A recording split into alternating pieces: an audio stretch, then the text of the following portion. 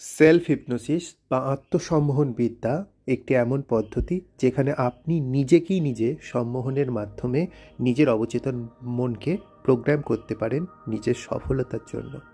এই ভিডিওটির মধ্যে আমি অবচেতন মনের সম্পূর্ণ বিবরণ দিয়েছি যে কিভাবে এই অবচেতন মন কাজ করে। এই ভিডিওটি একটা পেড ক্লাসের সম্পূর্ণ অংশবিশেষ, যেটার প্রথম দিনের ভিডিও। আর এই পুরো ভিডিওটি আমি ইউটিউবে আপনাদেরকে উপহার স্বরূপ দিলাম। আপনারা দেখুন। পুরো ভিডিওটি দেখার পর যদি সেলফ হিপনোসিস শেখার ইন্টারেস্ট জন্মায় তাহলে অবশ্যই দেয়া হোয়াটসঅ্যাপ নাম্বারে হোয়াটসঅ্যাপ করে যোগাযোগ করতে পারে। ধন্যবাদ। সেজন্য আমরা বলি যখন আমরা জন্মাই তখন আমাদের নিজেদের জীবনের প্রতি আমাদের কোনো কন্ট্রোলই থাকে না। তারপর যখন একটু বড় হই, বুঝতে শিখি, সমস্ত বিশ্লেষণী ক্ষমতার অধিকারী হই, তখন আমরা জানতে শিখি যে আমার জীবনে এই জিনিসগুলোর অভাবে আমি ভুগছি। কারো হতে পারে কনফিডেন্সের অভাব, কারো হতে পারে কথা বলতে পারে না, বা কারো হতে পারে যে শরীর বারংবার খারাপ হয়, বা কারো হতে পারে খুব টেনশন হয়, বা কারো হতে পারে যে ঠিক কাজের সময়তেই কাজটা বিগড়ে গেল, কেউ অর্থনৈতিকভাবে পিছিয়ে আছে, কেউ ব্যবসায়ের দিক থেকে অসফল, কেউ ক্লায়েন্টকে আকর্ষণ করতে পারছে না, কারো মধ্যে মানে অন্যকে প্রভাবিত করার ক্ষমতা নেই। বিভিন্ন রকমের একটা মানুষের জীবনে কম্বিনেশনে থাকে তার অপ্রাপ্তিগুলো। আমরা যদি অপ্রাপ্তিগুলোকে এ থেকে জেড, একটা মানুষের জীবনের যত কিছু অপ্রাপ্তি হয় সবকটাকে যদি সাজিয়ে নিই, তাহলে সবকটার একটাই গিয়ে মানে দাঁড়াবে যে সামনের ব্যক্তিটার মধ্যে যে অপ্রাপ্তিটা আছে, সেই অপ্রাপ্তিটার জন্য মনে করুন একটা আপনি কম্পিউটার চালিয়েছেন, আর কম্পিউটারটার মধ্যে এমন একটা সিডি ক্যাসেট পড়া আছে, বা এমন একটা প্রোগ্রামিংয়ের মাইক্রোচিপ লাগানো আছে, যার জন্য কম্পিউটারটা খুব স্লো চলছে, খুব হেভি প্রেসারে চলছে। তেমনই হতে পারে যে আপনার মধ্যেও ছোটবেলার চিন্তা ভাবনার মাধ্যমে বা পরিবেশগত চিন্তা ভাবনার মাধ্যমে আপনার অবচেতন মন বা আপনার ভেতরের কম্পিউটার এমনভাবে প্রোগ্রাম হয়ে গেছে যে সফলতার দিকে পার্টিকুলার কোনো দৃষ্টিভঙ্গি থেকে আপনি খুব স্লো চলছেন, এবং আপনি সেটাকে নিজের দুর্ভাগ্য মনে করছেন। কেউ কেউ আর্থিক দিক থেকে পিছিয়ে পড়াকে মনে করতে পারে, কারো জীবনে পারিবারিক অশান্তিকে মনে করতে পারে, কারো জীবনে মন মানসিকতা খারাপ থাকা, অপ্রাপ্তি, এই সমস্ত জিনিসগুলোকে সে অশান্তি মনে করতে পারে। তার মানে এগুলোকে মনে করতে পারেন যে এইগুলো এক একটা কম্পিউটারের খারাপ হয়ে যাওয়া, বা কম্পিউটারের মধ্যে অযাচিত কিছু প্রোগ্রামিং, যেটা আপনাদের কম্পিউটার বলতে বোঝানো হচ্ছে আপনাদের সাবকনসিয়াস মাইন্ড। সাবকনসিয়াস মাইন্ড কি?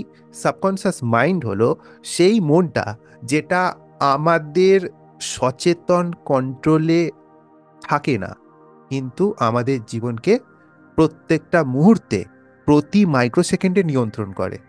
যেমন আপনার শরীরে এই মুহূর্তে হৃৎপিণ্ড চালানোর জন্য আপনি কোনো ভূমিকা পালন করছেন না, আপনি কোনোভাবে বুকে চাপড় মারছেন না, বা কোনো রকম অ্যাক্টিভিটি করছেন না যার জন্য হৃৎপিণ্ডটা ছন্দে চলবে, কিন্তু আপনার সাবকনসিয়াস মাইন্ড ওটাকে কিভাবে চালাতে হয় জানে। সেজন্য জন্ম থেকে মৃত্যু অবধি 1 সেকেন্ডও ভুল না করে এত নিখুঁতভাবে সে হৃৎপিণ্ডটাকে চালিয়ে যাচ্ছে।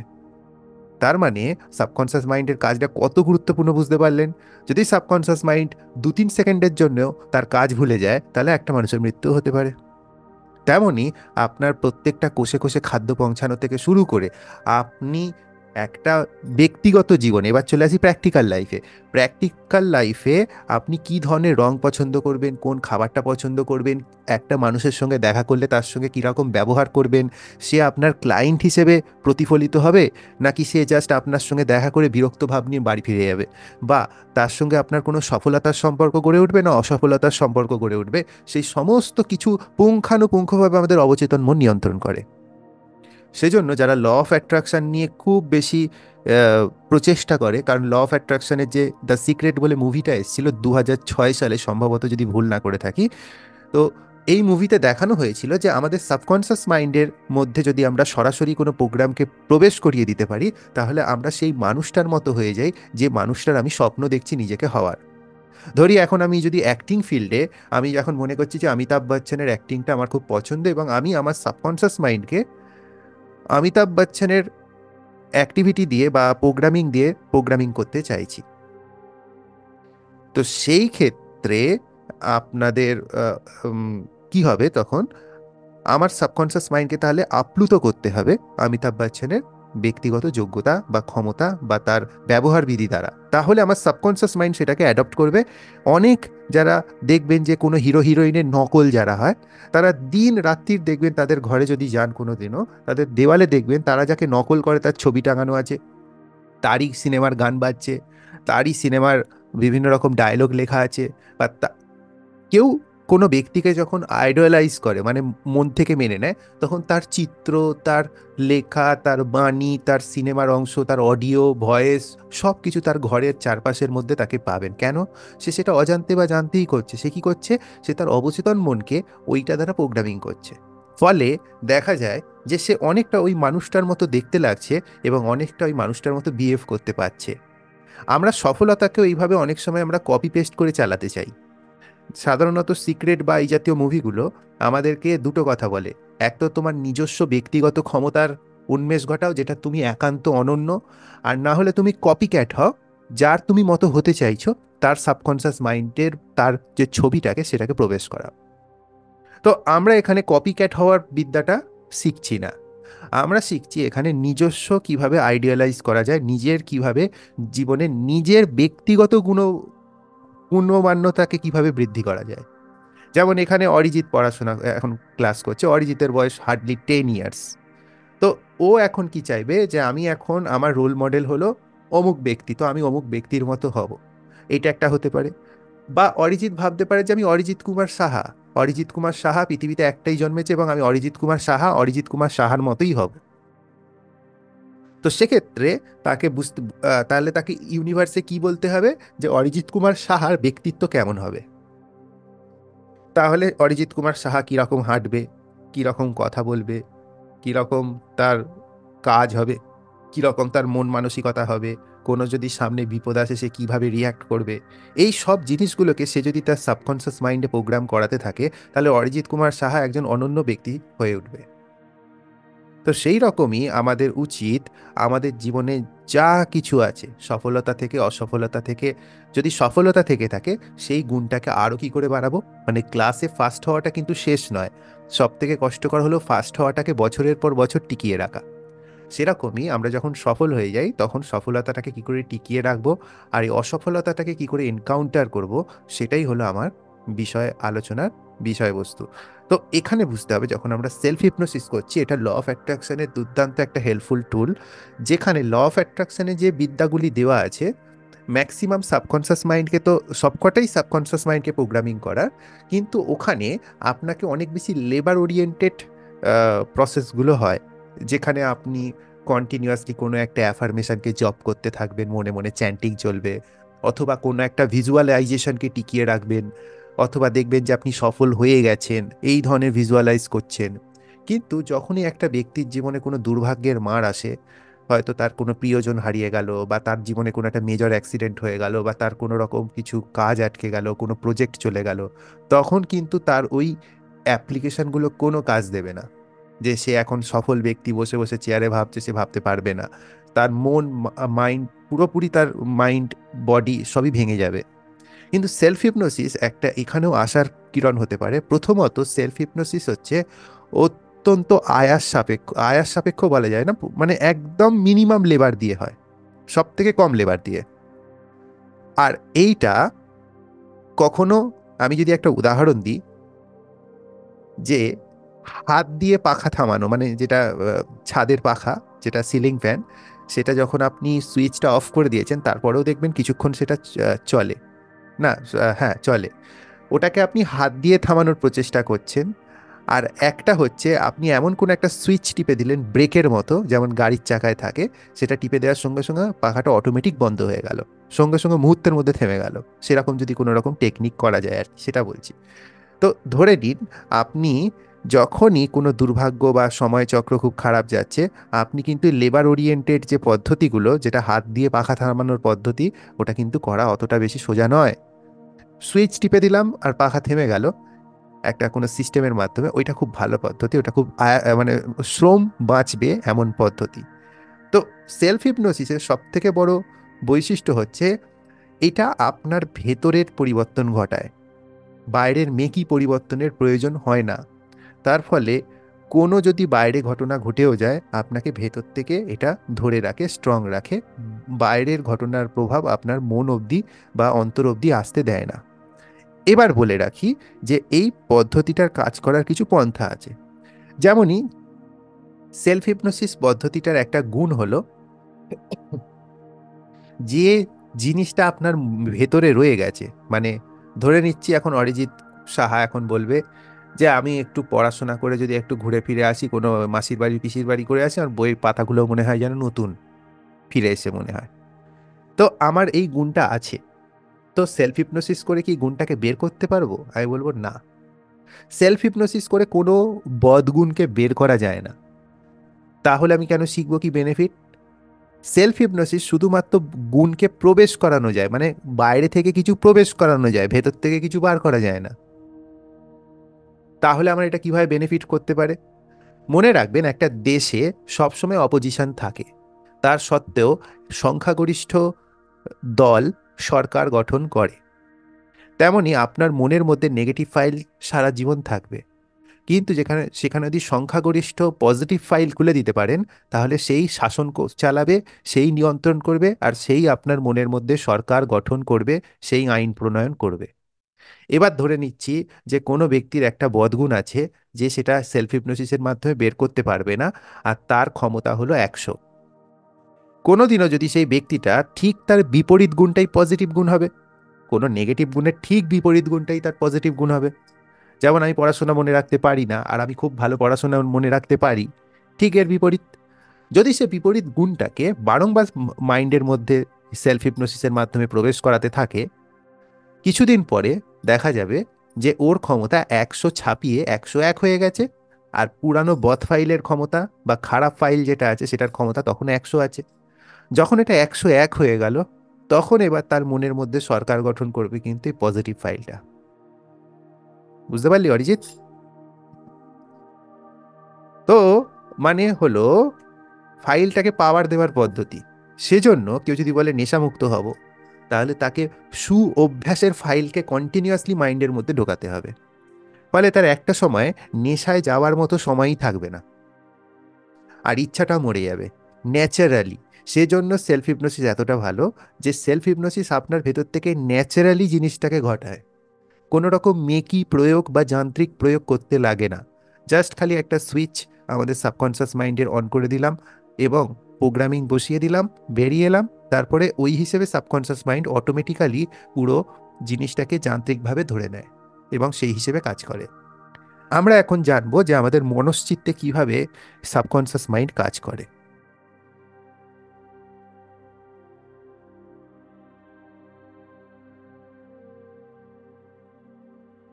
মনে করুন এটা হলো আপনার মন।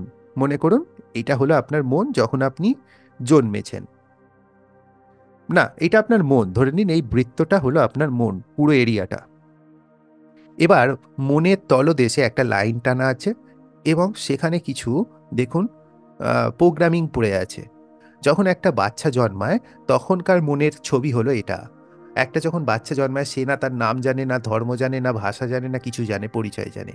তাহলে তার মনকে আমরা কি বলতে পারি? সম্পূর্ণ ফাঁকা মন। কিন্তু আপনারা একটা বৃত্ত এরকমভাবেই টানুন খাতায়, এবং নিচে একটা ড্যাশ দিয়ে এরকম কিছু গোল গোল গোল গোল চিহ্ন আঁকুন।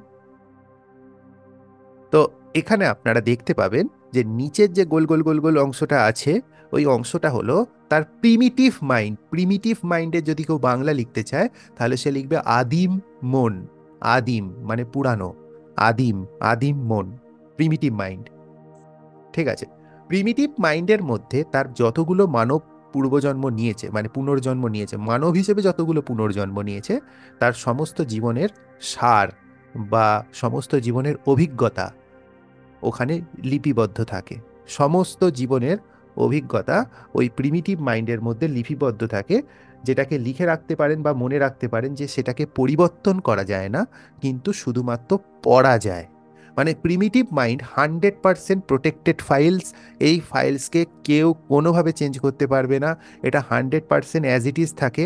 আর প্রিমিটিভ মাইন্ড সাধারণত মনের একদম নিচে থাকে, কোনো দিনও সাধারণভাবে উঠে আসে না। মানে এটা আমাদের লাইফে বিশেষ ইন্টারাকশন করে না, খুব তলদেশে পড়ে থাকে, সময়ে সময়ে কিছু সময় এটা ইন্টারঅ্যাক্ট করে, কিন্তু ম্যাক্সিমাম টাইম এটা কিন্তু নিচে মানে সুপ্ত অবস্থায় বা ডরম্যান্ট স্টেজে পড়ে থাকে, ঘুমিয়ে থাকা একটা মনের অংশ। যখন আমরা জন্মাই, এই প্রিমিটিভ মাইন্ডের মধ্যে দু ধরনের ভয় জমা থাকে। মানে একটা বাচ্চাকে শেখাতে হয় না, দুটো ভয়। সেটা হলো উঁচু জায়গা থেকে নিচে পড়ে যাবার ভয়, সেটা দেখবেন কোনো বাচ্চাকে শেখাতে হয় না। বাচ্চাকে কোলে নিয়ে হুই করে একটুখানি হাত পা একটু নাড়াবেন, দেখবেন বাচ্চারা চমকে উঠবে। আর দ্বিতীয় ভয়টা হচ্ছে জোরে আওয়াজ বা লাউড নয়েজ। লাউড নয়েজের ভয় কিন্তু বাচ্চাদের জন্ম থেকে থাকে। ভূতের ভয়, পেতনির ভয় এগুলো পরে শেখাতে লাগে, কিন্তু লাউড নয়েজ আর উঁচু জায়গা থেকে পড়ে যাওয়ার যে ভয়টা বাচ্চাদের মধ্যে ইনবিল্ট থাকে, এটা তার আদিম মন থেকে সে পেয়েছে। মানে প্রিমিটিভ মাইন্ডের মধ্যে দু ধরনের ভয় লিপিবদ্ধ করা থাকে। সেটা হলো উঁচু জায়গা থেকে পড়ে যাওয়ার ভয়, আর একটা হলো উচ্চস্বরে আওয়াজ বা লাউড নয়েজের ভয়। এই দুটো ভয় কাউকে শেখাতে হয় না। বাদ বাকি যতগুলো ভয় হয় জীবনে, ভূতের ভয়, অন্ধকারের ভয়, জলের ভয়, এগুলো সবই হলো অ্যাকোয়ার্ড ভয়, মানে অর্জিত ভয়। প্রিমিটিভ মাইন্ডের মধ্যে আরও দুটো গুণ থাকে। প্রিমিটিভ মাইন্ডের মধ্যে, সেইটা লিখে রাখুন, ফাইট অ্যান্ড ফ্লাইট। ফ্লাইট মানে হচ্ছে পালিয়ে যাওয়া, আর ফাইট মানে হচ্ছে যুদ্ধ করা। যখন একটা প্রতিকূল পরিস্থিতির মধ্যে কেউ গিয়ে পড়ে, প্রতিকূল পরিস্থিতির মধ্যে যখন একটা ব্যক্তি গিয়ে পড়ে, তখন তার মধ্যে স্বাভাবিকভাবে দুটো তার ব্যক্তিগত সত্তা অপশান থাকে, অপশান পায়। প্রথম অপশানটা হলো যে সে পরিস্থিতিটার বিরুদ্ধে মোকাবিলা করবে, লড়াই করবে, সংগ্রাম করবে, সংঘর্ষ করবে। আর দ্বিতীয়ত হলো ফ্লাইট। ফ্লাইট মানে সে প্রতিকূল পরিস্থিতিটা থেকে বেঁচে পালিয়ে যেতে চাইবে। সাধারণভাবে আমরা কি বলি, যারা বেঁচে পালিয়ে যায় পীর দেখে, তাদের আমরা কাপুরুষ বলি, খারাপ বলি, বলি যে মরে যাওয়া ভালো, এরকম মানুষ থাকার থেকে না থাকা ভালো। তো সেইটা তাকে বলার কোনো রকম অধিকার মানবের নেই, কারণ এটা তার আদিম মনের মধ্যে প্রি প্রোগ্রামড পেয়েছে। এটা কোনো দোষ নয়, এটা সে প্রকৃতিগতভাবে পেয়েছে, এবং তার ওই সময় ওটা অ্যাক্টিভেট হয়ে গেছে। ঠিক যেমন আমি যদি আপনার বলি, আমাকে বিশ্বাস করেন, আমি ভালো মানুষ, নিশ্চয়ই আপনার চোখের কোনো ক্ষতি করব না, তার সত্ত্বেও যদি আপনার চোখের কাছে এইভাবে হাত নিয়ে যাই, তাহলে আপনার চোখ কিন্তু অটোমেটিক চোখ বন্ধ করে নেবে। তা আমি যদি বলি, ও আমাকে তাহলে আপনি বিশ্বাস করেন না, আমি কি আপনার চোখটা নষ্ট করে দিতাম? তাহলে তো আপনি খুব বাজে মানুষ, আপনি তো আমাকে সম্মানই করেন না বলে যদি আমি তর্ক শুরু করি, তাহলে সেটা কি মানে দাঁড়াবে তখন? তখন মানে দাঁড়াবে যে আমি বেকার তর্ক করছি, কারণ ওটা তার প্রাকৃতিক একটা রিফ্লেক্স অ্যাকশন, যেটা চোখকে সহজাতভাবে বন্ধ করে দেওয়ার চেষ্টা করে। ওটায় তার কোনো হাত নেই, সে ইচ্ছাকৃতভাবে ওটা করছে না। তো সেটাই হলো আমাদের প্রিমিটিভ মাইন্ডের মধ্যে দুটো মানে পথ থাকে, একটা পরিস্থিতি ভিত্তিক, একটা হলো যুদ্ধ করা, আর একটা হলো পালিয়ে যাওয়া। যদি কোনো পরিস্থিতি আমাদের বিকট পরিস্থিতি হয়ে যায়, সেখানে আমরা যুদ্ধ করে পারবো না, তো প্রাণ রক্ষার তাগিদে আমাদের সেখান থেকে পালিয়ে যাওয়া উচিত, যাতে পরের বারে আরও শক্তি সমৃদ্ধ হয়ে আমরা সঠিকভাবে মোকাবিলা করতে পারি।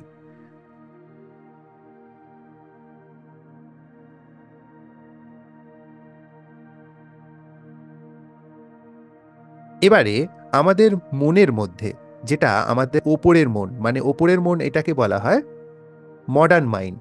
এই যে অংশটাকে, এই অংশটাকে বলা হয় মডার্ন মাইন্ড। মডার্ন মানে হলো আধুনিক। আর এই নিচের অংশটাকে আমরা বলছিলাম আদিম মন, মানে প্রিমিটিভ মাইন্ড। এবার মডার্ন মাইন্ডের মধ্যে দুটো ভাগ থাকে। একটা হচ্ছে চেতন মন, সচেতন মন, যেটাকে আমরা কনসাস মাইন্ড বলি, আর একটা হচ্ছে অবচেতন মন, যেটাকে আমরা সাবকনসাস মাইন্ড বলি। কনসাস মাইন্ড আর সাবকনসাস মাইন্ড দুভাগে বিভক্ত থাকে, মানে মনের দুটো বিভাগ হয়, একটা হলো কনসাস মাইন্ড আর একটা হলো সাবকনসাস মাইন্ড। কনসাস মাইন্ড কোনটা? কনসাস মাইন্ড হলো যে মনটা দিয়ে, লিখে রাখতে পারেন যে আপনি সজাগভাবে কাজ করছেন, যে মনটা দিয়ে, যে মনটা দিয়ে আপনি সজাগভাবে কাজ করছেন। এখানে একটা টুইস্ট আছে, বলে দিচ্ছি। ধরুন আপনি এখন নতুন সাইকেল চালানো শিখছেন, এই প্রথমবার সিটে বসে প্যাডেল করা শিখছেন, ব্রেক মারা শিখছেন, কেউ সামনে এলে বেল বাজানো শিখছেন, টার্ন করা শিখছেন। যখন আপনি নতুন সাইকেল চালানো শিখছেন, তখন আপনি কিন্তু পুরো ব্যাপারটার প্রতি ভীষণভাবে জাগ্রত। প্রত্যেকটা পদে পদে আপনি ভাবছেন কি করে সাইকেলটাকে আমি সামলে এগিয়ে নিয়ে যাব। প্রত্যেকটা মুহূর্তে আপনি কিন্তু ভীষণ রকমভাবে হাইপার অ্যাক্টিভ। চোখগুলো বড় বড় থাকবে, হাতগুলো এরম থাকবে, স্টিফ থাকবে, কান খাড়া খাড়া থাকবে। হ্যাঁ, চারপাশে এরম এরম করে দেখে নেবেন। হ্যাঁ, হাতটা একদম স্ট্রেট স্টিফ থাকবে, পাটা গুনে গুনে প্যাডেল করবেন, সব। তখন আমরা বলি যে আপনি কনসাস মাইন্ডে সাইকেল চালাচ্ছেন, সচেতন মনে। এবং কনসাস মাইন্ড থেকে ধীরে ধীরে সাইকেল চালানোর যে ব্যবহার বিধিটা আপনার সাবকনসাস মাইন্ডে চলে যাচ্ছে। কিছুদিন পরে আপনি খালি চাবি খুললেন, সাইকেলে বসলেন, গন্তব্যের কথা চিন্তা করলেন, আপনার বডি কখন নিয়ে চলে গেল আপনি বুঝতেই পারবেন না। প্রথম প্রথম যখন খুন্তি নাড়াতে শিখেছিলেন দেখছিলেন যে আলু ওল্টানোই যায় না। এখন ওইদিকে তাকিয়ে তাকিয়ে এরম এরম এরম সব চাউমিনও হয়ে গেল, আর রান্নাও হয়ে গেল। হ্যাঁ, আর সেই রুটি ঘুরিয়ে ঘুরিয়ে ছুঁড়িয়ে দিলেন হাওয়ায়, সেটা গোল করে হয়ে হাতে চলে এলো। মানে আপনার ওই অ্যাক্টিভিটিগুলো সাবকনসিয়াস মাইন্ডে চলে গেছে। সেজন্য আপনি খালি হাত দিচ্ছেন আর ঘটনাটা ঘটে যাচ্ছে। আপনি কিন্তু এই প্রথম দিনের মতো ধরে ধরে ধরে ধরে সেই কাজটা করছেন না আর।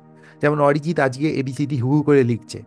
ও যখন প্রথম প্রথম লেখা শুরু করেছিল, আহ, সে তো পেন্সিলটা একদম মানে খাতায় পুড়ে দিচ্ছিল। হ্যাঁ, চেপে চেপে লিখতো। তাই তো অরিজিৎ? একদিকে লিখলে অন্যদিকে ছাপ পড়ে যেত। কিন্তু আজকে তো অরিজিৎ এখন হু হু করে আমার কথা শুনতে শুনতে অন্যদিকে তাকিয়েও লিখে ফেলছে।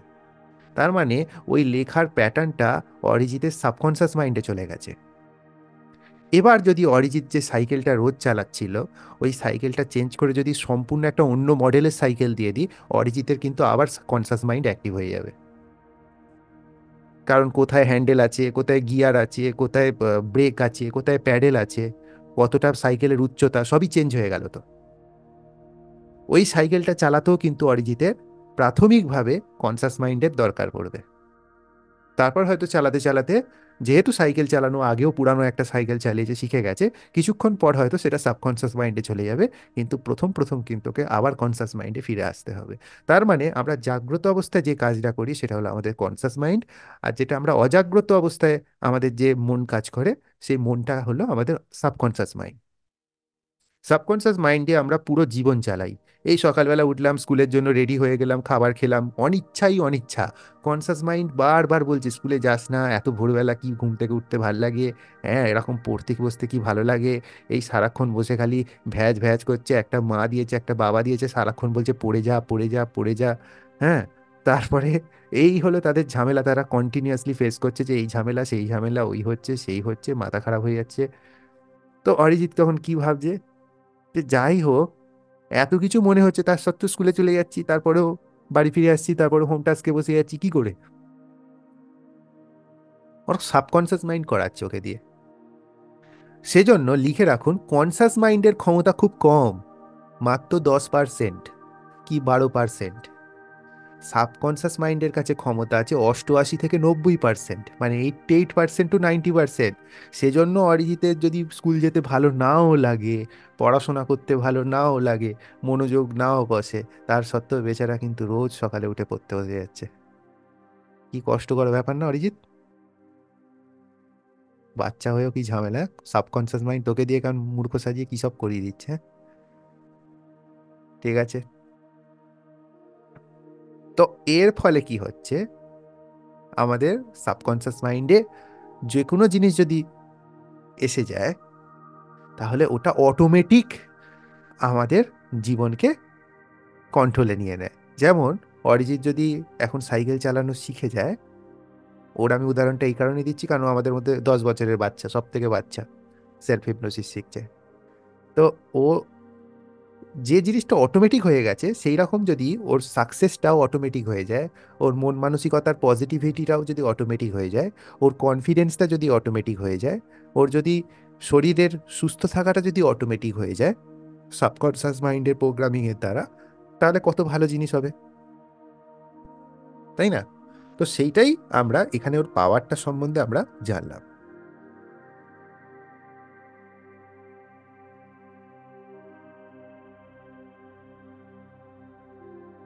এবার সবাই লিখুন যে positive file and negative file.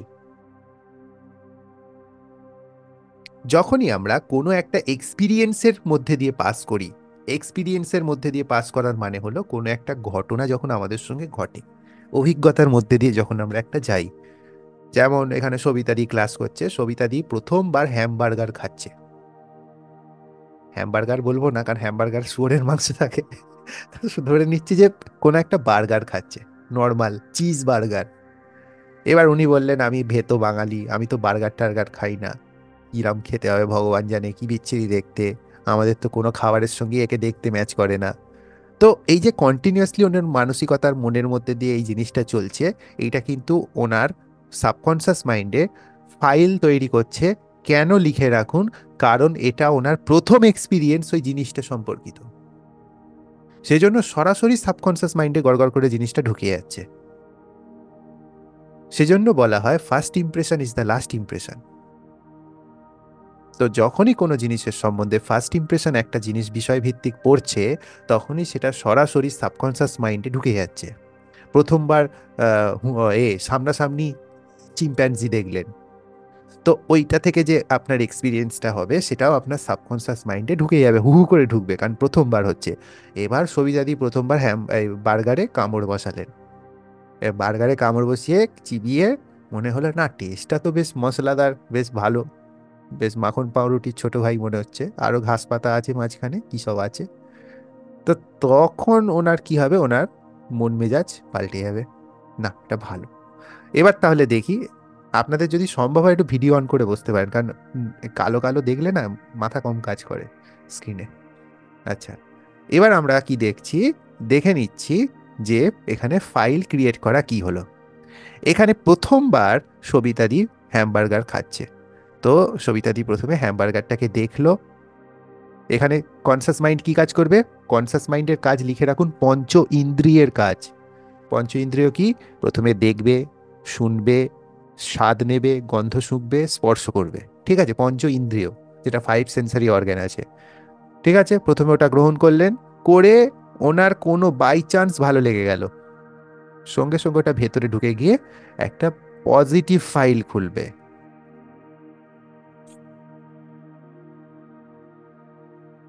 ঠিক আছে,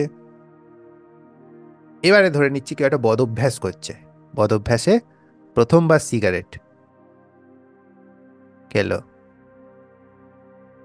সিগারেট খাওয়ার পর তার প্রচণ্ড কাশি হলো, যেটা অ্যাজ ইউজুয়াল যারা প্রথম স্মোকিং করে তাদের কমপ্লেন থাকে যে সিগারেট খেলে প্রথমে যারা নন ইউজার থাকে তাদের প্রাথমিক স্তরে অত্যন্ত কাশি হয় ধোঁয়াটায়।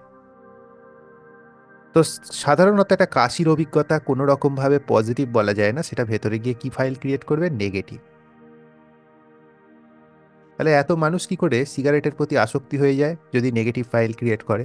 নেগেটিভ ফাইল মানে তো পালিয়ে যাওয়া উচিত। ফাইট আর ফ্লাইটের মধ্যে পজিটিভ হলে আপনি অ্যাকসেপ্টেন্স করে নিলেন, আর নেগেটিভ হলে ফাইট অ্যান্ড ফ্লাইট হবে, নয় যুদ্ধ করবেন মোকাবিলা করবেন, আর না হলে ছেড়ে দিয়ে পালাবেন। অ্যাকসেপ্টেন্সের তো কোনো গল্পই আসছে না, তাহলে এখানে কি করে অ্যাকসেপ্ট হয়ে যায়, মানে এত কি করে মানুষ ডেডিকেটেড হয়ে যায়?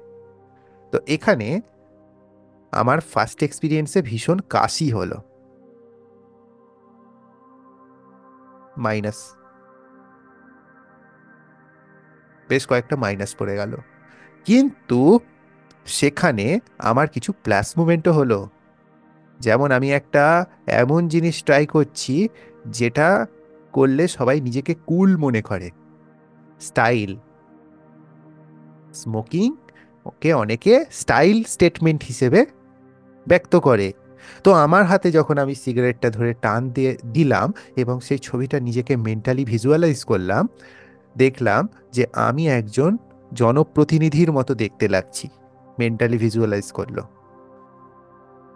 ঠিক আছে, যে আমি একজন অমুক দাদার মতো বা অমুকের মতো দেখতে লাগছি। তো সেই যে ফিলিংটা তার আগে থেকেই মনে ছিল, কারণ সে অমুক দাদার মতো বা অমুক প্রতিনিধি হতে চায় বা অমুক মাচোম্যান হতে চায়, সেটার জন্য তো তার অনেকগুলো পজিটিভ ফাইল আগে থেকে খোলা আছে। তো বুঝতে পেরেছেন, সে যে একটা মাচোম্যান হতে চায় বা সে একটা স্টাইল স্টেটমেন্টের অংশীদার হতে চায় বা সে সেই সময়কার ফ্যাশন বা ট্রেন্ডসের অংশীদার হতে চায়, সেটা তো সে আগে থেকেই চাইতো সিগারেট খাবার। সেই জন্য ভালো করে ভেবে দেখুন, সে তো আগে থেকেই ওতে প্লাস দিয়ে রেখেছে, তাই তো? বুঝতে পারছেন তো? কেউ এখানে আছে যে এই পয়েন্টটা বুঝতে পারলেন না? মাইক অন করে বলতে পারেন। এমন কেউ আছেন যে পয়েন্টটা বুঝতে পারলেন না?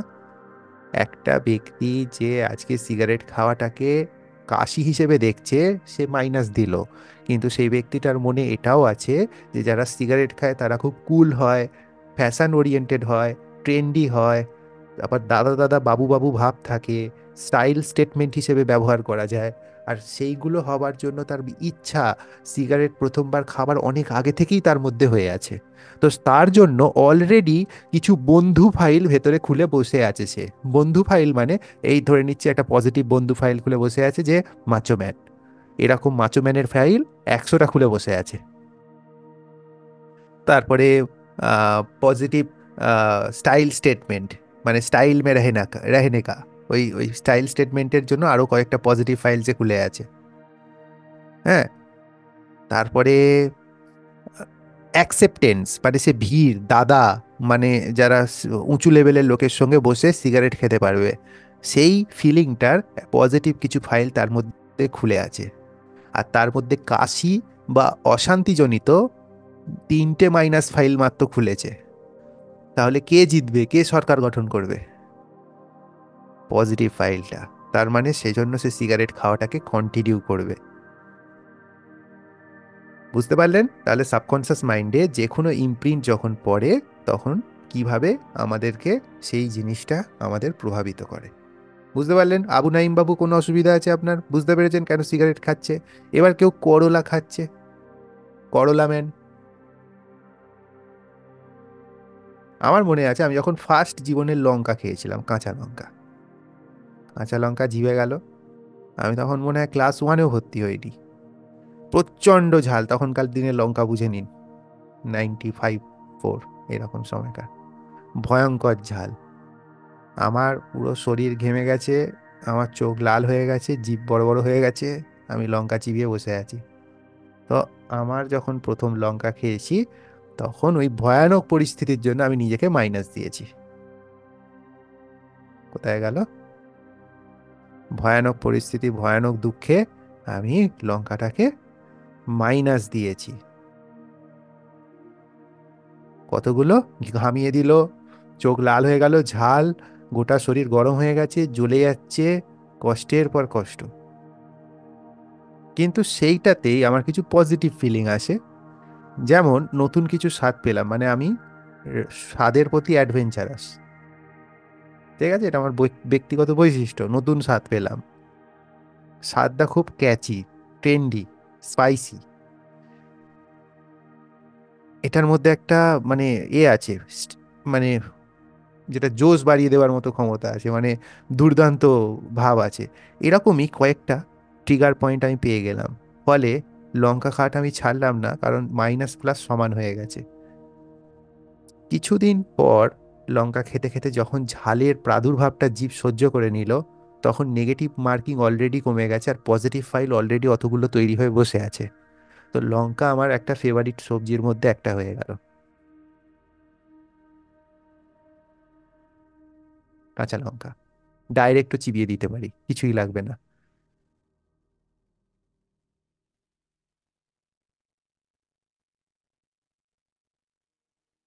তো এইটা এটা হলো আমাদের সিস্টেম, সাবকনসিয়াস মাইন্ডের। তো আমরা প্রথম বেলায়, হয়তো আপনি ছোট ছিলেন, সবে 2 দিন বয়স, না 2 দিন না, ধরে নিচ্ছি 3 মাস বয়স, আপনার ছোট মাসি এসে কোলে নিল। বাই এনি চান্স আপনি সেদিনকে ভ্যাঁ করে কেঁদে উঠলেন, ভালো লাগলো না। 1 বছর বয়স, তখন এসে কোলে নিল, কেঁদে উঠলেন, ভালো লাগলো না। ছোট মাসি মাইনাস পয়েন্ট পেয়ে গেল। বড় মাসি সেই দিক থেকে দেখতে গেলে নাকি আরো বেশি কুটিল, সংসারের লোক বলে। তো সে যখন কোলে নিল, আপনি কাঁদেননি। তো বড় মাসিকে আপনি পজিটিভ ফাইল দিয়ে দিলেন। অ্যাজ এ রেজাল্ট, যখন আপনি বড় হয়ে গেছেন, ধরে নিচ্ছি আজকে আপনি বড় হয়ে গেছেন, এবং বড় হওয়ার পর আপনার মনে এটা বড় মাসির ফাইল, ধরে নিচ্ছি এখানে বড় মাসি ফাইল প্রথমে হয়েছিল প্লাস, যদিও উনি কুটিল, আপনি ওনার কোলে উঠে ভালো লেগেছিল ছোটবেলায়, একদম শিশুকালে। হ্যাঁ, এটা এটা প্রথম। আর ছোট মাসি এদিকে মাইনাস হয়েছিল ছোটবেলায়। এবার সম্পত্তি আপনার বড় মাসি ছিনিয়ে নিতে চাইছে বাই এনি চান্স। এখন আপনার বয়স 30 বছর। তো আপনি বড় মাসিকে প্রচুর মাইনাস দিয়েছেন, ভরে ভরে মাইনাস দিয়েছেন। পুরো মাইনাসে আপনার সাবকনসিয়াস মাইন্ড পুরো মাইনাসের জনসমুদ্রে ভরে গেছে।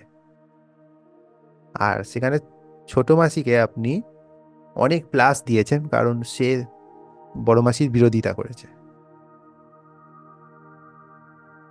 কিন্তু মাঝে মাঝে এরকম মানুষ দেখবেন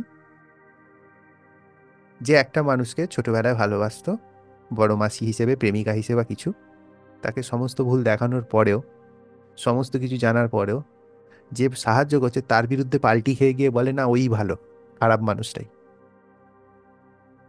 খারাপ মানুষটাই ভালো। যে জানে সে ক্ষতি করছে তার সত্ত্বেও বলে ভালো। ওয়াই? কারণ তার ফার্স্ট ইমপ্রেশনে প্লাস দিয়ে রেখেছিল তাকে। সুমন রায় বাবু, তাহলে জীবনের সঙ্গে মেলাতে পারছেন?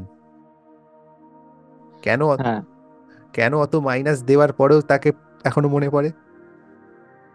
কারণ ফার্স্ট ইমপ্রেশনে প্লাস ছিল, তারপরে কয়েক কোটি মাইনাস পড়েছে তো, তারপরেও তো অ্যাজ এফেক্টিভ অ্যাজ প্লাস। হয়তো প্লাস আপনার 2-3 হাজার প্লাস ছিল, তারপরে 2-3 কোটি মাইনাস তো পড়েছে তার ব্যবহারের জন্য। হ্যাঁ অবশ্যই। তারপরেও তো এখনো পর্যন্ত পিছু ছাড়ছে না, তো সেই তো সরকার গঠন করে আছে কম বেশি। মানসিক প্রেক্ষাপটে অল্প এখন হয়তো প্রভাব কমেছে, হ্যাঁ কিন্তু বরাবর সরকার গঠন করেছিল। তো এইটাই হলো খেলা, যে ফার্স্ট ইমপ্রেশনের একটা কিন্তু ভীষণ রকম প্রভাব থাকে। তো ফার্স্ট ইমপ্রেশনের প্রভাবকে আমরা সেলফ হিপনোসিসের মাধ্যমে অনেক চেষ্টা করতে করতে করতে করতে সেটাকে অতিক্রম করে যেতে পারি। সেলফ হিপনোসিসের কাছে সেই ক্ষমতা আছে, যেটা ফার্স্ট ইমপ্রেশনকেও প্রায় প্রায় নেগলিজেবল অবস্থা অবধি অবধি নিয়ে যেতে পারে, প্রায় প্রায় মুছে দিতে পারে। পুরো মোছা যায় না সব ফার্স্ট ইমপ্রেশন, 100% কিন্তু এলিমিনেট করা যায় না। ফার্স্ট ইমপ্রেশনের ফাইল হলো হাইলি প্রোটেক্টেড ফাইল, কিন্তু ওর প্রভাবটাকে ম্যাক্সিমাম নালিফাই করা সম্ভব সেলফ হিপনোসিসের মাধ্যমে।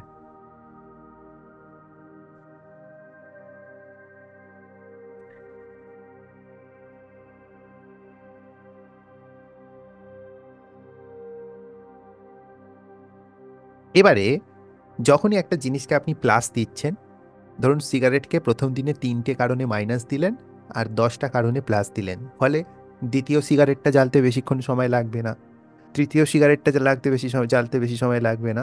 এতে কি হবে, একটা সময় পর কাশি যে হচ্ছিল, হ্যাচ্চ যে হচ্ছিল, ওটা শেষ হয়ে যাবে, মাইনাসের কোনো অস্তিত্বই থাকবে না।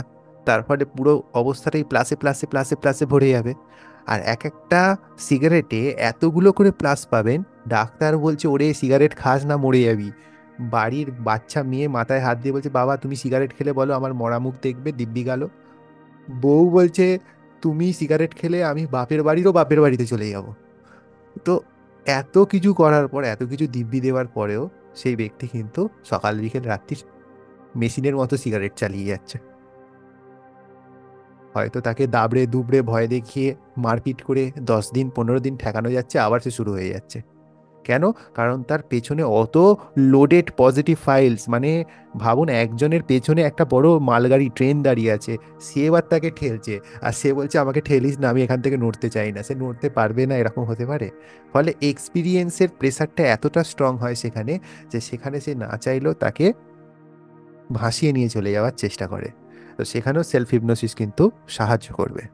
কিভাবে সাহায্য করবে? সেটা হলো পজিটিভ ফাইল ক্রিয়েট করতে থাকো, এর নেগেটিভ ফাইল বের করার দরকার নেই, মানে সিগারেট খাওয়ার যে ক্ষতি ওটা ঢোকানোর দরকার নেই। তুমি হেলদি হ্যাবিটের পজিটিভ ফাইল বাড়াতে থাকো, জিম যাওয়া, ফ্রুট জুস খাওয়া, টাইমলি মেডিসিন নেওয়া, গাইডেন্স পালন করা, এর পজিটিভ ফাইল বাড়াতে থাকো। একটা সময় পর ওই ওর স্পেসটাকে ছোট করতে করতে করতে করতে করতে করতে করতে শেষ করে দেবে। মানে যেটা হয় পলিটিক্সে, নেতা নেতাকে মারলো না, ও কি করলো, ওর নেতা বাকি নেতাগুলোকে কিনে নিল ওর পার্টির। ফলে ও কোণঠাসা হতে হতে ছোট হতে হতে হতে হতে ও নিজেই মরে গেল। তখনও বেঁচে আছে, কিন্তু ও কার্যত মরে গেল। এটা হলো সিস্টেম, এইভাবে কাজ করে। তাহলে আপনি প্রত্যেকটা সাবকনসিয়াস মাইন্ডের বৈশিষ্ট্য সম্বন্ধে বুঝতে পারছেন। যেমন মহিলাদের ক্ষেত্রে যদিও অনেক পুরুষদের ক্ষেত্রে তেলাপোকা বা আরশোলা নাইট মেয়ারের সমান, ভূতের থেকে বেশি ভয় পায় আরশোলাকে, বাংলাদেশে তেলাপোকা বলে। তো ওইটাও কিন্তু একটা সাবকনসিয়াস ইমপ্রেশন। ঠিক যদি আপনি আরেকটু উত্তর দিকে চীনে জন্মাতেন, তেলাপোকা দেখলেই বলতেন লাঞ্চ এসে গেছে, ধরে চচ্চড়িতে দিয়ে দিতেন, রেঁধে খেয়ে নিতেন, তেলাপোকার আপনার ভয় আসতো না ঘরে। বলতে আমি বাইরে বাইরেই ঠিক আছি, বাগান ফাগানে থাকবো, রান্নাঘরে ঢুকলে আমাকেই রান্না করে দেবে। ওদের ক্ষেত্রে তেলাপোকার দর্শন হওয়া বা আরশোলার দর্শন হওয়াটা হলো একটা পজিটিভ ফাইল। ওরে বাপরে, কি সলিড একটা খাবার এসে গেছে, হেঁটে হেঁটে ঘরে মাংস এসে গেছে। ওরা ভগবানের কাছে প্রার্থনা করে যে আমার সিঙ্ক দিয়ে আজকে যেন 10খানা আরশোলা বেরোয়, আর আপনি আশা করেন যেন আমার আশেপাশেও যেন না থাকে। তো এইটা, এই রকম সিস্টেমে আমাদের সাবকনসিয়াস মাইন্ড কাজ করে।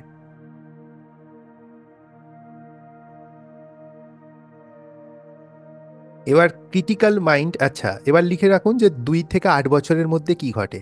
2 বছর অবধি যেটা ঘটে সেটা হলো আপনি যা বলবেন তার সাবকনসিয়াস মাইন্ডে ঢুকে যাবে। যদি তার সামনে আপনি হরিনাম করেন, হরিনাম ঢুকে যাবে। যদি আপনি তার সামনে গালিগালাজ করেন বা তার তার বাড়ির লোকেদের সঙ্গে ঝামেলা করেন, সেই ঝামেলার সমস্ত ভাইব্রেশন তার মধ্যে ঢুকে যাবে। যা করবেন তাকে, যদি আপনি জঙ্গলি বানাতে চান, আতঙ্কবাদী বানাতে চান, বেনে যাবে আরামসে।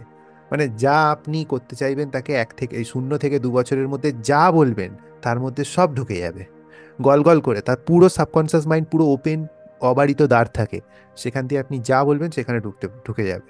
এবার যখন 2 থেকে 8 বছর বয়স হবে, তখন তার মধ্যে তার যে কনসাস মাইন্ডটা থাকবে, সেই কনসাস মাইন্ডের মধ্যে একটা বিভাজন তৈরি হয়। কনসাস মাইন্ডের মধ্যে একটা বিভাজন তৈরি হয়। এই বিভাজনটাকে বলা হয় ক্রিটিক্যাল ফিল্টার। কনসাস মাইন্ড তখন 2 ভাগে ভাগ হয়ে যায়। কনসাস মাইন্ড তখন 2 ভাগে ভাগ হয়ে যায়। এখানে দেখতে পাচ্ছেন একটা কনসাস মাইন্ড এরম ভাগ হয়ে গেছে। হ্যাঁ, কনসাস মাইন্ড একটা ওপরের অংশ হয়ে গেছে, একটা নিচের অংশ হয়ে গেছে।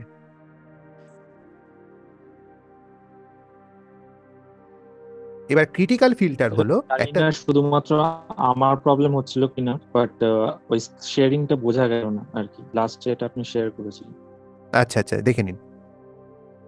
শেয়ারিং হতে 2-3 সেকেন্ড সময় লাগে। এবার দেখেছেন শেয়ার হয়েছে? হ্যাঁ কি না বলুন, আমি শুনতে পাচ্ছি না, মাইক অফ আছে আপনার। হ্যাঁ, হয়েছে হয়েছে হ্যাঁ, হয়েছে sure। এটা একটা স্ক্রিনশটও তুলে রাখতে পারেন। তো 2 থেকে 8 বছর বয়সে তার কনসাস মাইন্ড, তার যে সচেতন মন, সচেতন মনটা 2 ভাগে ভাগ হয়ে যায়। এক, আর মাঝখানে থাকে ক্রিটিক্যাল ফিল্টার। ক্রিটিক্যাল ফিল্টারের কাজ হলো যে আপনাকে একটা দরোয়ান দেয়া হয়েছে, যে বসে ঠিক করবে যে সাবকনসিয়াস মাইন্ডে আমি কোন কোন ছেলে, মানে কোন কোন ক্যান্ডিডেট এলে আমি সাবকনসিয়াস মাইন্ডে ঢুকতে দেবো। যেমন একটা সোসাইটিতে একটা দরোয়ানকে বসানো হয়েছে, বড় বড় যে ফ্ল্যাট হয়, সোসাইটিতে নিয়ম আছে, দরোয়ান কোনো যদি সেলসম্যান আসে ঢুকতে দেবে না। কোনো যদি পোস্টম্যান আসে, তুমি যে ব্যক্তিটার হয়ে পোস্ট এসছে তার হয়ে তুমি রিসিভ করবে, কিন্তু সেই পোস্টম্যান কিন্তু ফ্ল্যাটের মধ্যে গিয়ে কোনোভাবেই পোস্ট ডেলিভারি করবে না সেই ব্যক্তিকে। দরোয়ান তাই মতোই কাজ করবে। কেউ যদি পোস্ট নিয়ে আসে, থামো আমাকে দাও আমি দিয়ে দেবো। আর কেউ যদি সেলসম্যান আসে, ভাই কিছু কেনার নেই বাড়ি যাও। তো আমাদেরই সেরকম ক্রিটিক্যাল ফিল্টারের কাজ হলো যে কোনো ইনফরমেশন এলে তাকে চেক করবে। কিসের ভিত্তিতে চেক করবে সেটা লিখে রাখুন। 0 থেকে 2 বছর বয়স অবধি সে যা শিখেছে, মানে শুনেছে, 0 থেকে 2 বছর বয়সে সে তো কথা বলতে শেখে না, এখনো তো সেই বিছানা ভিজিয়ে সারাদিন কাটিয়ে দেয় 50 বার। তখনও তার বলার মতো ক্ষমতা আসে না, হয়তো হাঁটতে পারে খুব জোর হলে, বা আবা আবা করে কিছু কথা বলতে পারে, হয়তো সে সঠিকভাবে কথাও বলতে শেখে না। তো সেই অবস্থাতেও তার ক্রিটিক্যাল ফিল্টারে কোন কোন জিনিসগুলো প্রবেশ করবে না, যে সে নিয়মগুলো শিখেছে সেই নিয়মের ভিত্তিতে, মানে সরি নিয়ম নয়, এখানে যেটা কাজ করে সেটা হলো তার আহ, এটা 2 থেকে 8 বছর ধরে কন্টিনিউয়াসলি ডেভেলপ হয় ক্রিটিক্যাল মাইন্ড। মানে এই নয় যে 2 বছর বয়স হলে আর তার ক্রিটিক্যাল মাইন্ড এসে তার স্যান্টা ক্লজ ঘরের মধ্যে গিফট করে দিয়ে চলে গেল, সেরকম নয়। 2 থেকে 8 বছর কন্টিনিউয়াস তার ক্রিটিক্যাল মাইন্ড গঠন হতে থাকে। 4টে ভিত্তিতে গঠন হয়। একটা হলো সোসাইটি মানে সোসিও, নেক্সট হলো পলিটিক্যাল, থার্ড হলো রিলিজিয়নাল মানে প্রথমটা হলো সামাজিক, দ্বিতীয়টা হলো অর্থনৈতিক মানে ইকোনমিক্যাল, থার্ড হলো রিলিজিয়নাল মানে সে কোন ধর্ম বা সম্প্রদায় বিলং করে, আর 4 নম্বরটা হলো এডুকেশনাল মানে সে কোন ধরনের শিক্ষাগত যোগ্যতার মধ্যে বিরাজ করে। এবারে একটা বাচ্চা জন্মেছে খুব ধনী পরিবারে, ঠিক আছে, তাকে তার বাবা শিখিয়েছে ওই যারা এই মাঠে যারা খেলতে আসে ছেঁড়া জামা পরে, এদের গায়ে পোকা আছে, ভাইরাস আছে, তুই গিয়ে যদি ছুঁয়ে দিস, ডেটলে যদি হাত না ধুস, তোর শরীরে কিন্তু রোগ এসে যাবে, তুই ওদের সঙ্গে খেলবি না। তুই খেলবি এই হরলিক্স খাওয়া ফর্সা ধবধবে ছেলে বাচ্চাগুলোর সঙ্গে যারা ইংলিশে কথা বলে, ঠিক আছে, ওদের সঙ্গে ওদের ছোঁয়া জিনিস নিবি না, কিন্তু এদের সঙ্গে ছোঁয়া জিনিস কি, এদেরকে পুরো নিয়ে ঘরে চলে আসবি, ঠিক আছে। তাকে বুঝিয়েছে। এবার তার ঘরে একটা বল এসে পড়েছে, বলটা একদম পরিষ্কার, নিচের বাচ্চাগুলো বলছে আমাদের বল, ছুঁড়ে দাও। আপনি বাচ্চাগুলোকে দেখলেন, বাবা যে ক্রিটিক্যাল ফিল্টার, আচ্ছা এরা কারা, ও এরা এদের এডুকেশনাল ভ্যালু নিয়ে কি শিখিয়েছিল বাবা, ও এদের পোকা আছে বলে, ও নিশ্চয়ই এদের পোকা আছে মানে আমার রোগ হয়ে যাবে। আপনি হয়তো বলটা দিলেন না, তাকে ভাগিয়ে দিলেন, বা বলটা অন্য কাউকে দিতে বললেন চাকর বাকরকে ডেকে, অথবা বলটাকে ন্যাংরায় করে জড়িয়ে সেটাকে ছুঁড়ে ফেলে দিয়ে ন্যাংরাটাকেও আপনি ডাস্টবিনে ফেলে চান করে তারপর শুদ্ধ হলেন। ভয়ঙ্কর ভয়ঙ্কর কম্বিনেশনে যে কোনো একটা হতেই পারে, ঠিক আছে। তাহলে এখানে আপনার কি কিসের জন্য আপনি অ্যাক্টিভিটিটা করলেন, আপনার ক্রিটিক্যাল ফিল্টারের জন্য এই অ্যাক্টিভিটিটা করলেন। ক্রিটিক্যাল ফিল্টার তাহলে কিসের ভিত্তিতে চললো এখানে, ক্রিটিক্যাল ফিল্টার আপনার বাবার দেওয়া শিক্ষার ভিত্তিতে চললো, যেটাকে আমরা সোশ্যাল শিক্ষা বলতে পারি, সোশিও এলিমেন্ট। এবার রিলিজিয়াস এলিমেন্ট, তুমি বিধর্মীদের সঙ্গে যেও না, না হলে তোমাকে ভগবান ওপরে স্বর্গ দেবে না। বিধর্মীদের দোকানে চা কিনে খেও না, বিস্কুট কিনে খেও না, তোমাকে ওপরে ভগবান নরকে ফেলে দেবে। এবার সে একটা অচেনা জায়গায় গেছে, জঙ্গল জঙ্গল এলাকা, একটাই দোকান আর বিধর্মীদের, আর পেটে এমন খিদে যে একটা গোটা ডাইনোসরকে সেদ্ধ করে দিলে খেয়ে নেবে, কিন্তু সে খেতে পাচ্ছে না,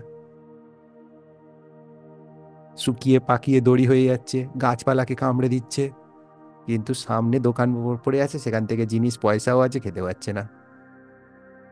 তাহলে তাকে কি আটকালো, তার রিলিজিয়াস বিহেভিয়ার আটকে দিল। কে আটকালো, থ্রু ক্রিটিক্যাল ফিল্টার। এবার সেই সময় তারই ধর্মের পোশাক পরা একটা ব্যক্তি চলে এলো, আহা হা হা, হাতে তার টিফিন কারি, সঙ্গে সঙ্গে তার ইনফরমেশনটা সে চোখ দিয়ে দেখলো, তার ধর্মের বা তার সম্প্রদায়ের একটা লোক আসছে, সেও কিছু বিক্রি করবে বলে আসছে, আর হাতে তার টিফিন কারি। তার ক্রিটিক্যাল ফিল্টারে গিয়ে ইনফরমেশনটা ধাক্কা দিল, ক্রিটিক্যাল ফিল্টার বললো ইয়েস এটাই তো চাই, এই তো সেই ব্যক্তি যারাতে তুমি খেতে পারো। সঙ্গে সঙ্গে ক্রিটিক্যাল ফিল্টার খুলে গেল, সঙ্গে সঙ্গে সাবকনসিয়াস মাইন্ডের ইনফরমেশনটা চলে গেল। সাবকনসিয়াস মাইন্ড চেক করে দেখলো এটা প্লাস, কারণ স্বজাতির হাতে তুমি খাবে। সঙ্গে সঙ্গে সাবকনসিয়াস মাইন্ড অ্যাক্টিভিটি শুরু করে দিল, সঙ্গে সঙ্গে তার লালা ক্ষরণ হওয়া শুরু হয়ে গেল, তার পকেটে হাত ঢুকে গেল, নোটটা বেরিয়ে চলে এলো, ও ভাই দাঁড়াও, সৌজন্য বিনিময়, পুরো একদম তার যে আদব কায়দা সেই অনুযায়ী সে পুরো বিহেভিয়ার করে দিল, সামনের ব্যক্তির থেকে খাবার নিয়ে খেয়ে নিল। তাহলে বুঝতে পারলেন ক্রিটিক্যাল ফিল্টার কিভাবে দাসত্ব করায়। আপনি যেটা ভাবছেন যে এটা সত্যি আর এটা মিথ্যা, এটা আমাদের ধর্মে বলা বা এটা আমাদের ধর্মে বলা নেই, অ্যাকচুয়ালি ওইটা আপনার ধর্মে বলা আছে কি বলা নেই তার উপর নিয়ন্ত্রিত হয়ে আপনি কাজ করছেন না, আপনি কাজ করছেন ক্রিটিক্যাল ফিল্টার নামে একটা অজ্ঞাত যন্ত্রের হাতে। আপনি যদি ভাবেন ওটা আপনার ডিসিশন, না, ওটা একটা যান্ত্রিক ডিসিশন, যেটা ক্রিটিক্যাল ফিল্টার নামক একটা মাইন্ডের অংশ সেই ডিসিশনটা নিচ্ছে। কারণ সবার ক্ষেত্রে ওই একই পরিস্থিতিতে একই ডিসিশন নেবে না ওই ধর্মের বা ওই জাতির লোক। কেউ কেউ বলবে যাগ্যে ধর্ম চুলোয় যাক, আমি আগে খাবো। বুঝতে পেরেছেন, কারো কারোর ক্ষেত্রে ক্রিটিক্যাল ফিল্টার এইভাবেও কাজ করতে পারে। তার মানে ক্রিটিক্যাল ফিল্টারের সিস্টেমটা এইভাবে কাজ করে। আপনি যখনই ভাবছেন যে এটা আমি করেছি, এটা আমি আমি বেশি জ্ঞানী বা আমি জানি বলে করছি, অ্যাকচুয়ালি আপনি বেশি জানেন বা জ্ঞানী বলে করছেন কিনা তার থেকে বড় কথাটা ক্রিটিক্যাল ফিল্টার পারমিট করলো বলে করছেন। ক্রিটিক্যাল ফিল্টার যদি রিজেক্ট করে দিত, এখন অনেক এমন অপরচুনিটি আছে যেটা আপনি লাইফে হারিয়েছেন শুধু আপনার ক্রিটিক্যাল ফিল্টার রিজেক্ট করে দিয়েছে বলে। আপনি যদি সে ভেবে দেখেন, ভাববেন যে আমি তো আজ কোটিপতি হয়ে যেতে পারতাম, যে বড়লোক হয়ে যেতে পারতাম, বাবু হয়ে যেতে পারতাম, আমি তো ওই অপশানগুলো ছেড়ে দিয়েছি। আপনি ছাড়েননি, ক্রিটিক্যাল ফিল্টারের প্রোগ্রামিং। এবার যদি ওই রকম যদি ক্রিটিক্যাল ফিল্টার হতো যে বাবা শিখেছে যা অপশান আসবে লুফে নিবি, কার থেকে আসছে দেখতে যাবি না, আর তো ভগবান কি বলেছে তো দেখার দরকার নেই, মরার পর বুঝে নিবি তার সঙ্গে। আপনার সামনে যদি ওই অপরচুনিটিটা আসতো, আপনি আগে ঝাঁপিয়ে পড়ে সে নিয়ে নিতেন। তখন আপনি কি ভাবতেন আমি নিলাম না, আপনি তখনও নেননি, আপনার ক্রিটিক্যাল ফিল্টার নিয়েছে। তো বুঝতে পেরেছেন, মানে এই ক্রিটিক্যাল ফিল্টারটাই হচ্ছে আমাদের হিপনোসিসের প্রধান অংশ, যেটাকে আমাদের ভাঙতে হয় কিছুক্ষণের জন্য। কিছুক্ষণের জন্য ভেঙে দিয়ে তারপরে সাবকনশিয়াস মাইন্ডে প্রবেশ করতে হয়। সেলফ হিপনোসিস এই জন্যই শেখা হয় যাতে আমি আমার ক্রিটিক্যাল ফিল্টারটাকে কিছুক্ষণের জন্য অবশ করে দিতে পারি, যাতে করে আমার সাবকনশিয়াস মাইন্ডে আমি সরাসরি ঢুকে যেতে পারি। আর ঢুকে গিয়ে ওখানে ফাইল টাইল খুলে দিয়ে, পজিটিভ ফাইল খুলে দিয়ে, নিজের ইচ্ছা মতো ফাইল খুলে দিয়ে বেরিয়ে আসবো। তারপর ক্রিটিক্যাল ফিল্টার জমা হয়ে গেলে আর ওই সাবকনশিয়াস মাইন্ড থেকে যে ফাইলগুলো আমি প্রবেশ করালাম সেগুলো আর বেরিয়ে আসতে পারবে না, ওখানেই আটকা পড়ে যাবে। এটাই হলো সায়েন্স, যাতে করে আমরা সেলফ হিপনোসিস যে জন্য শিখছি, যাতে ক্রিটিক্যাল ফিল্টারকে ভেদ করে আমরা ঢুকে যেতে পারি। তারপরে ক্রিটিক্যাল ফিল্টার বন্ধ হওয়ার আগে আগেই ফাইলটা ওপেন করে দিয়ে সাবকনশিয়াস মাইন্ড থেকে বেরিয়ে চলে আসবো। তারপর ক্রিটিক্যাল ফিল্টার আবার আগের মতো জমে যাবে আর ভেতরের ফাইলটা ওখানেই রয়ে যাবে। এইভাবে আমরা হিপনোসিসে একটা একটা করে পিন ফুটিয়ে ফুটিয়ে এক একটা পজিটিভ ফাইল তৈরি করে করে আমরা সেই পুরো কার্যটাকে সম্পাদন করি।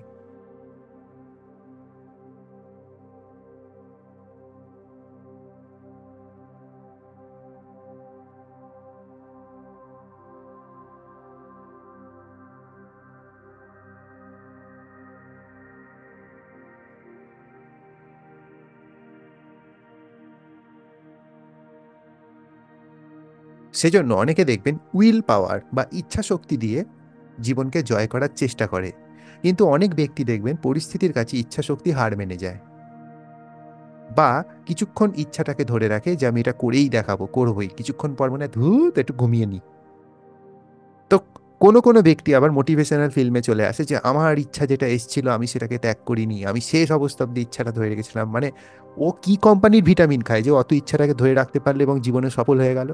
আর আমি কি কোম্পানির ভিটামিন খাই না যে যার জন্য আমি ইচ্ছা শক্তিটাকে ধরে রাখতে পারলাম না, হার মেনে গেলাম?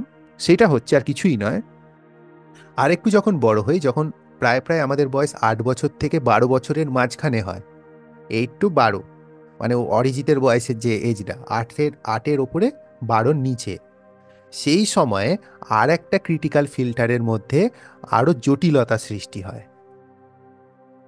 তখন ক্রিটিক্যাল ফিল্টারটা যেমন ছবিতে দেখছেন দুভাগে ভাগ হয়ে যায়, ক্রিটিক্যাল ফিল্টারটা ইটসেলফ দুভাগে ভাগ হয়ে যায়। আগে তো একটা দরোয়ান ছিল, এখন দরোয়ানের পেছনে আর একটা দরোয়ান বসছে। প্রথম দরোয়ানটা বা প্রথম ক্রিটিক্যাল ফিল্টারটা হচ্ছে কনসাস মাইন্ডের ক্রিটিক্যাল ফিল্টার, আর দ্বিতীয় ক্রিটিক্যাল ফিল্টারটা হচ্ছে সাবকনসাস মাইন্ডের ক্রিটিক্যাল ফিল্টার। ছবিটা দেখে নিন বা স্ক্রিনশট নিয়ে নিন। প্রথম ক্রিটিক্যাল ফিল্টারটা কনসাস মাইন্ডের ক্রিটিক্যাল ফিল্টার, দ্বিতীয়টা হলো সাবকনসাস মাইন্ড। কনসাস মাইন্ডের ক্রিটিক্যাল ফিল্টারটা কিসের ভিত্তিতে চলবে লিখে রাখুন, এই যে চারটে লিখলেন, সোশিও ইকোনমিক্যাল, এইটা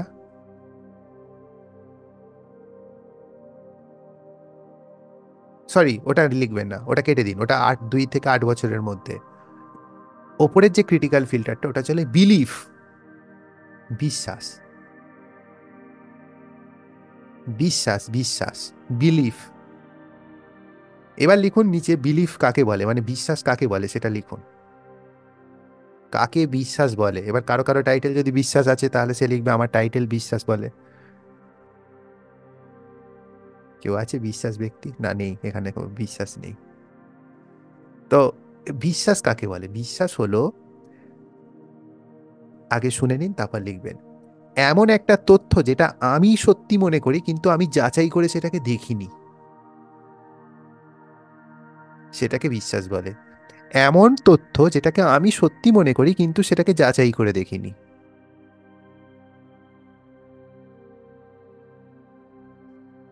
আচ্ছা, আবু নঈম বাবু মাইক অন করুন। না।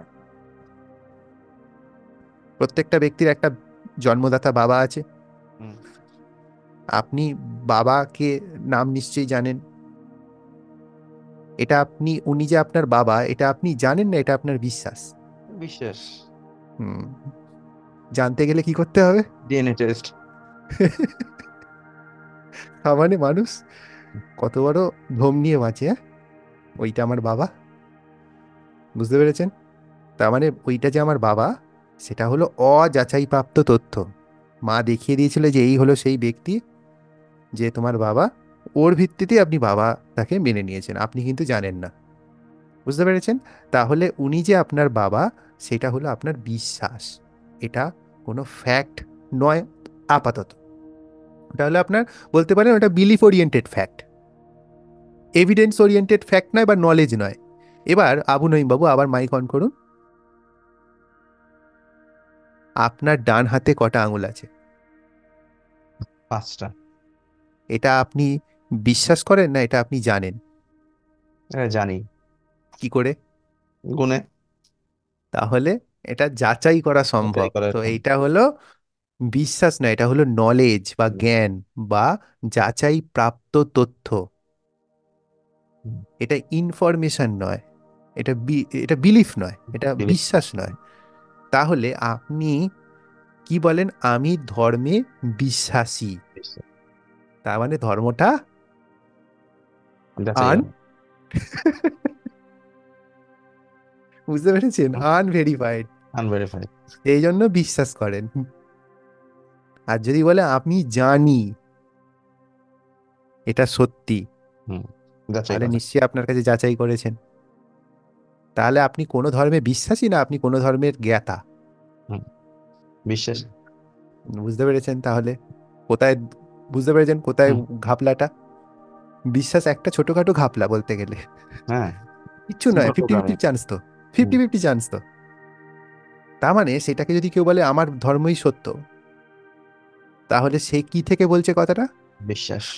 বিশ্বাস থেকে। আর বিশ্বাস কোন ধরনের তথ্যের উপর নির্ভরশীল? যাচাই হয়। Unverified, unverified. যাচাই হয়নি। তো বুঝতে পেরেছেন তাহলে কেন মারপিট হয়? তো ফার্স্ট এটা হলো আমাদের বিশ্বাস, আর সেকেন্ড লেয়ারটা যেটা গভর্ন করে, second layer critical filter subconscious mind. এইটা লিখে রাখুন, রুলস। সেকেন্ড ক্রিটিক্যাল ফিল্টার যেটা সাবকনসিয়াস মাইন্ডের ক্রিটিক্যাল ফিল্টার, সেটা লিখে রাখুন রুলস, মানে নিয়ম। তো সৌভিক দেবাবু আপনি মাইক অন করুন। হ্যাঁ, আপনি একটা ব্যক্তির জীবন, আপনার জীবনের একটা নিয়ম বলুন, এনি, যেটা লোক সমাজে বলা যায়, সাধারণ থেকে সাধারণ। স্মোকিং করে। না, নিয়ম নয় ওটা, নিয়ম নয় ওটা তো হ্যাবিট, ওটা তো একটা ফ্যাক্ট। নিয়ম মানে হলো আপনার জীবনের একটা অসুল। আর আপনার জীবনের অসুল সিগারেট খাওয়া হতে পারে। আমার জীবনের, আপনার জীবনে কি অসুল হতে পারে? যে আমি একজন, ধরে নিচ্ছি আপনি যদিও নয়, ধরে নিচ্ছি আমি ব্রাহ্মণ পরিবারের সন্তান, এবং আমি সব থেকে সেই দিক থেকে উঁচু রক্তের। যারা ব্রাহ্মণ হতে পারে তাদের এটাও হতেই পারে, নাও হতে পারে, কিন্তু হতেও পারে মেবি। এটা একটা রুল।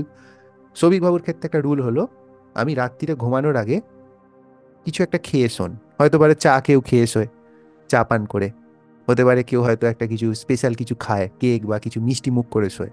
তো সৌভিক বাবুর ওটা নিয়ম লাইফের। সৌভিক বাবু ভোর 6টায় ঘুম থেকে ওঠে, বা হয়তো সকালে 11টায় ঘুম থেকে ওঠে। তো সৌভিক বাবুর জীবনে হলো ওটা নিয়ম। তা সুমন রায় বাবু আপনার জীবনের একটা নিয়ম বলুন, মাইক অন করে। ইমা মাইক খুলছে না কেন? শোনা যাচ্ছে? হ্যাঁ। আর যে মেডিটেশন করা, স্নান করা। মেডিটেশন করা, মেডিটেশন করা, হ্যাঁ নিয়ম। স্নান করে মেডিটেশন করা, এটা হলো একটা নিয়ম। যদি স্নান না হয় মেডিটেশন করবো না। হ্যাঁ, এক্স্যাক্টলি। ঠিক আছে, নিয়মটা এটা যে স্নান করেই মেডিটেশন করি। মেডিটেশন করার থেকেও বড় নিয়ম হলো স্নান করে মেডিটেশন করি, এটা রুল। হ্যাঁ, একদম স্নান না করে করবো না। স্নান না করলে মেডিটেশন করবো না,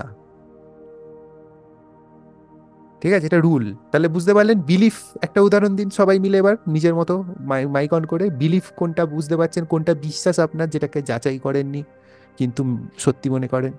এরকম এক একটা উদাহরণ দিন আপনার জীবনের, কেউ না কেউ। বুঝতে পারবেন? কেউ তো বলছেই না কথা। যে কেউ, এনি এনি পার্সন, কেউ কার কোনো স্যার বিশ্বাসই আমি নেই যেমন ভয়।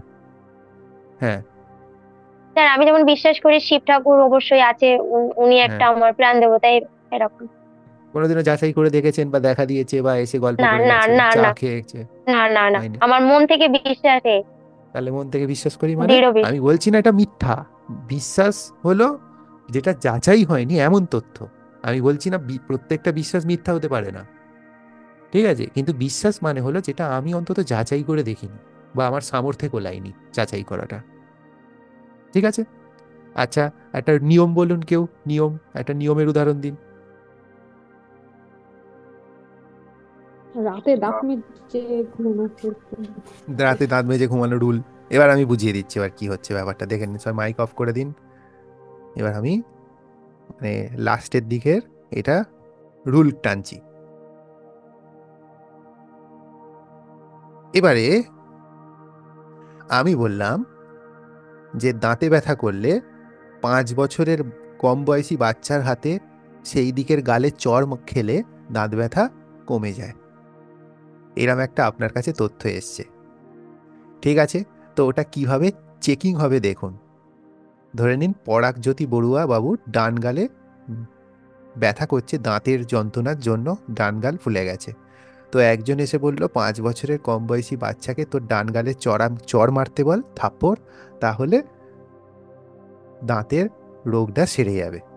তো এই ইনফরমেশনটা পরাগজ্যোতি বড়ুয়া বাবুর কাছে এসেছে। এবার দেখছি যে ওনার মাইন্ড কিভাবে অ্যাক্টিভিটি করবে। ফার্স্টে একটা ইনফরমেশন যেটা দাঁত ব্যথার নিরিখে ওনার মাইন্ডে এসছে, প্রথমে এখানে এসে বসবাস করবে। এখানে সব ইনফরমেশন ঢোকে, কান দিয়ে শোনা, মুখ দিয়ে বলা, নাক দিয়ে গন্ধ শোকা, চামড়া দিয়ে স্পর্শ নেওয়া, চোখ দিয়ে দেখা, সব ইনফরমেশন কনসাস মাইন্ডে প্রবেশ করলো।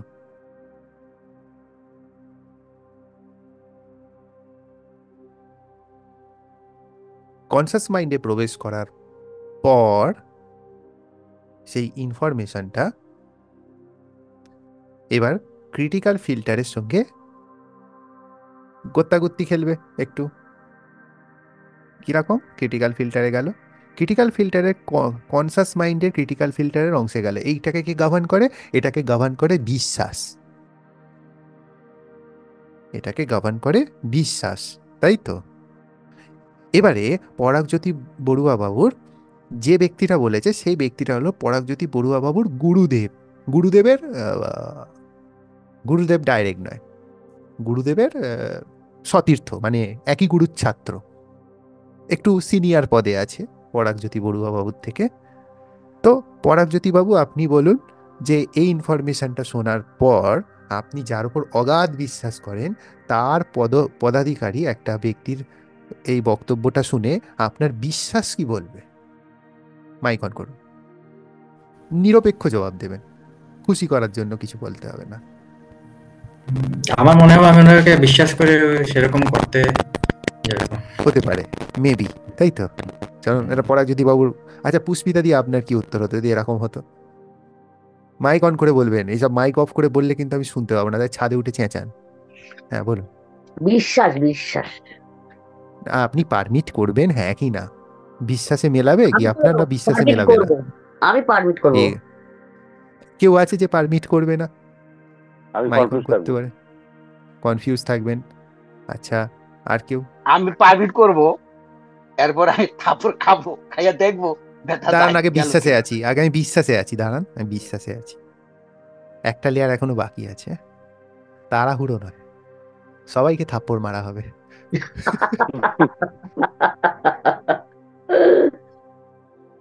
এইখানে এলো, এখানে এখন রেস্টে আছে। এবারে বিশ্বাস করেছে পরাগবাবু বড়ুয়ার ক্ষেত্রে, তো এইটা এই লেভেলে চলে এসছে ভেদ করে।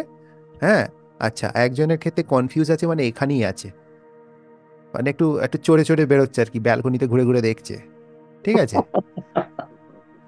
তো বাকি জনের ক্ষেত্রেও মোটামুটি এখানেই আছে।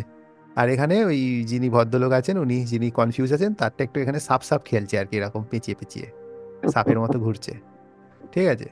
তো আপাতত এ কি করবে সেটা পরে দেখা যাবে, কিন্তু এমন কেউ আছে যে মানবে না, মাইক অন করে বলতে পারেন। কেউ এমন আছে যার বিশ্বাসে বলবে ধুর, কিন্তু সে গুরুদেবের মেন শিষ্য বলেছে। স্যার আমার একটা কোশ্চেন, আমার একটা কোশ্চেন, সাপোজ আমি এটা Question? এক্সপেরিমেন্টের বেসিসে নিতে পারি, আমি সাপোজ দেখিনি কি হয় কি না, সেভাবে কি বলে? এক্সপেরিমেন্ট মানে হলো আপনি সাপোজ এক্সপেরিমেন্ট। অ্যাক্সেস দিলেন, মোট কথা অ্যাক্সেস দিলেন, মানে আপনার নেক্সট লেভেলে এলো। অ্যাক্সেস দেওয়া বলে ওটাকে, এক্সপেরিমেন্ট লেভেলে আপনি হ্যাঁ করেছেন, ঠিক আছে। আচ্ছা, সুপর্ণা সরকার বলুন। না, এটা বিশ্বাস করবো না। করবে না তো? সুপর্ণা সরকারের যেই এখানে কনসাস মাইন্ড থেকে যেই ক্রিটিক্যাল ফিল্টারে ফার্স্ট লেয়ারে ঢুকলো, এক লাথি মেরে বের করে দিয়েছে, ধুত এসব বাজে বাজে ঝামেলা, সঙ্গে সঙ্গে ইনফরমেশন রিজেক্টেড। এক ফুটবলে শুট মেরেছে, এক লাথি মেরেছে, একদম ছিটকে বেরিয়ে গেল হয়তো দেওয়াল ফুঁড়ে। এবারে বাকি দুজনের ঢুকে গেছে সাবকনসিয়াস মাইন্ডে। এবার এখানে কি দিয়ে চেকিং হবে কেউ বলুন? সাবকনসিয়াস মাইন্ডের ক্রিটিক্যাল ফিল্টার কি দিয়ে চেকিং হয়? রুলস। হ্যাঁ, দেখে দেখে সব বলছে গো। না, দেখে বলছি। রুলস, আচ্ছা আচ্ছা, রুলস। এবার রুলসে কি বলছে? রুলসে বলছে যে গালে থাপ্পড় খাওয়াটা অপমান।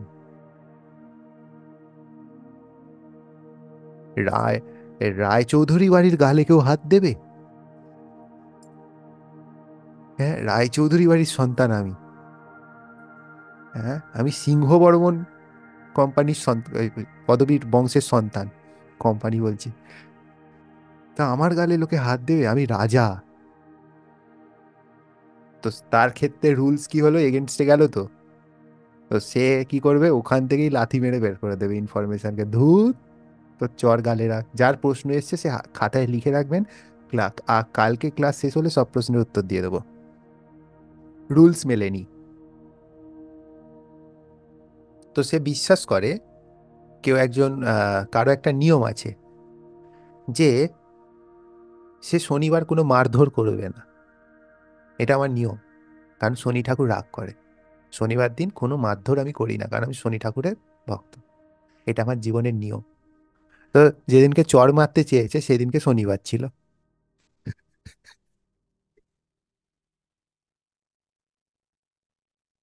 তো সেই দিনকের জন্য তো রিজেক্ট হয়ে যাবে। তো রুলসে রিজেক্ট হয়ে গেল। রুলস আর বিলিফের মধ্যে তফাৎ আছে। রুলস হলো সে নিজে বানিয়েছে নিয়মটা, আর বিলিফটা হলো সে সত্যি মনে করে। রুলস হলো আমি রোজ সকালে উঠে চায়ের কাপে বিস্কুট ডুবিয়ে ডুবিয়ে খাবো।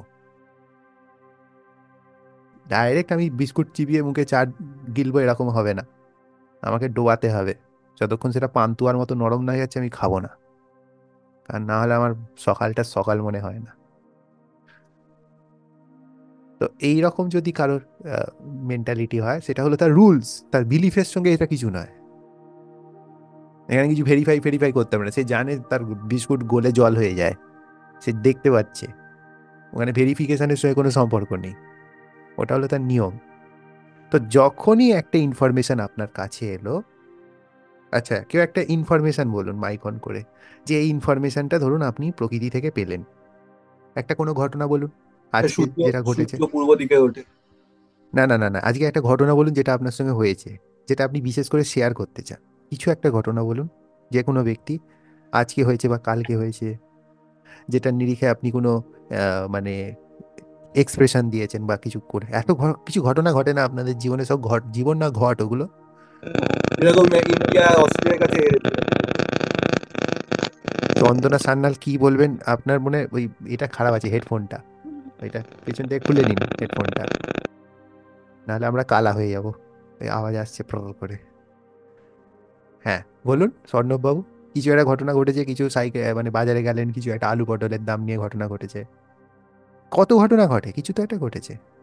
তো ধরে নিচ্ছে যে বাজারে গেলাম, আমাকে বললো যে টমেটো 80 টাকা কেজি,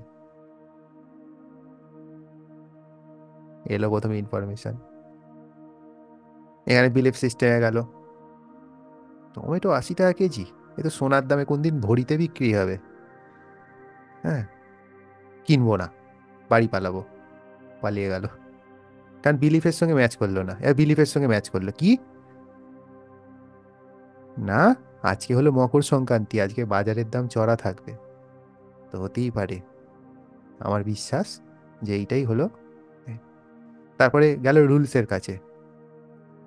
কোন একটা ভিডিওয়ে দেখেছে মকর সংক্রান্তির দিন যদি কেউ টমেটো কেনে তাহলে তার সৌভাগ্য ফিরবে, তো সেটা তার রুলস,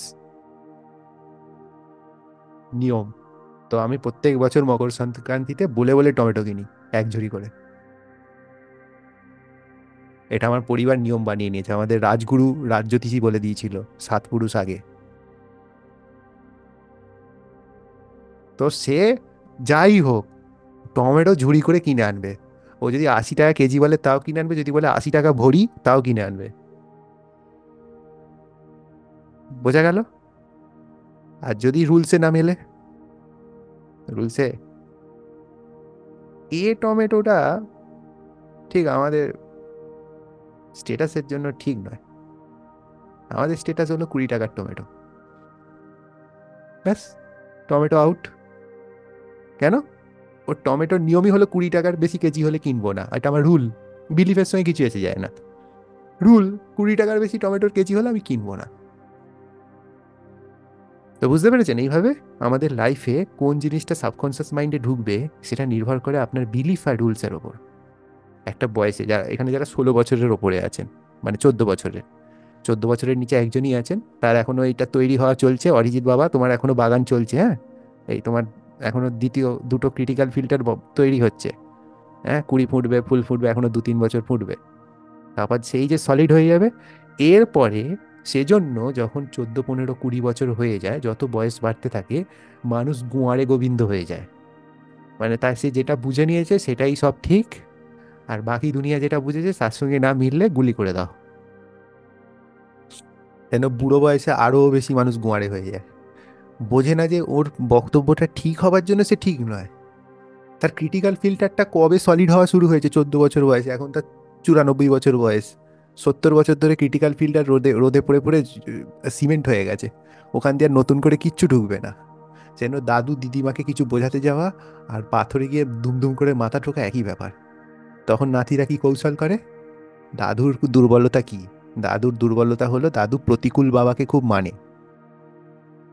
তো প্রতিকূল বাবার বাণী থেকে একটা লেকচার খুঁজবে যেখানে তার মোবাইল ফোন কিনে দেওয়ার কথার সঙ্গে মিলবে, বাণীতে লেখা আছে।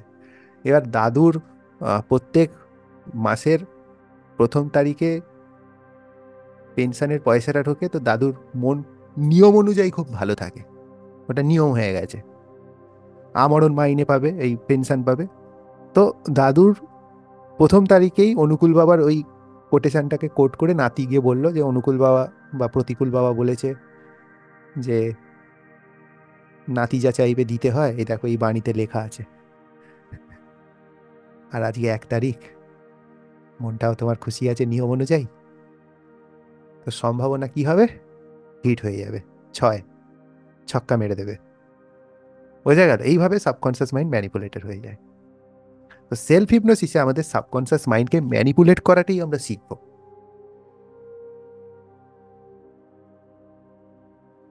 ওর বিলিফ আর রুলসকে নিয়ে খেলবো, এবং ওর ক্রিটিক্যাল ফিল্টারের মধ্যে একটা যেটা বাধা দিচ্ছে, ধরে নিচ্ছে আমাকে ছোটবেলা থেকে বুঝিয়ে গেছে যে টাকা গাছে ফলে না, টাকা হলো সমস্ত সর্বনাশের মূল, আর আজকে আমার টাকা রোজগারের জন্য চটি ঘষে যাচ্ছে।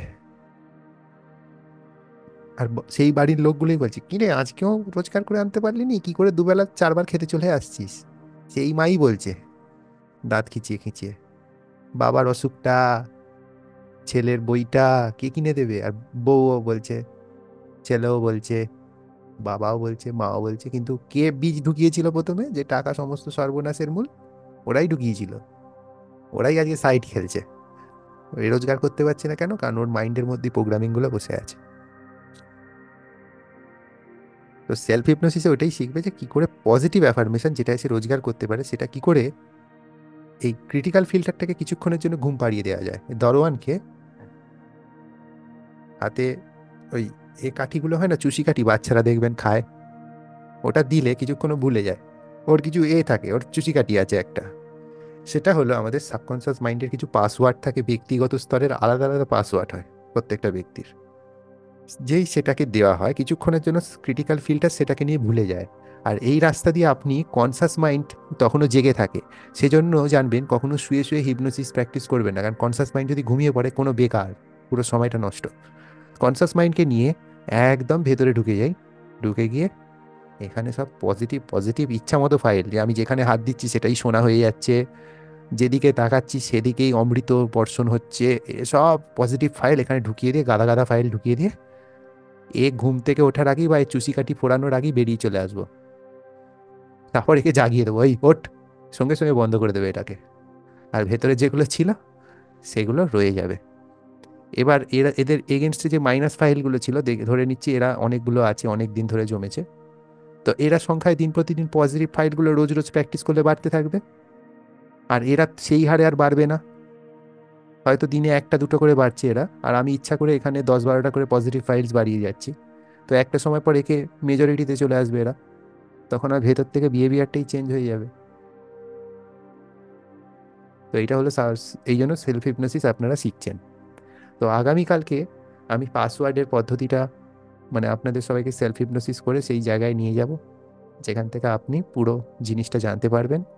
তারপরে সেলফ হিপনোসিস কী করে সারা জীবন নিজের জন্য করবেন সেই পদ্ধতিটা কালকে শেখাবো। আজকের জন্য এতটাই। যদি আজকের নিরিখে কোনো কারো প্রশ্ন থাকে মাইক অন করে জিজ্ঞাসা করতে পারেন।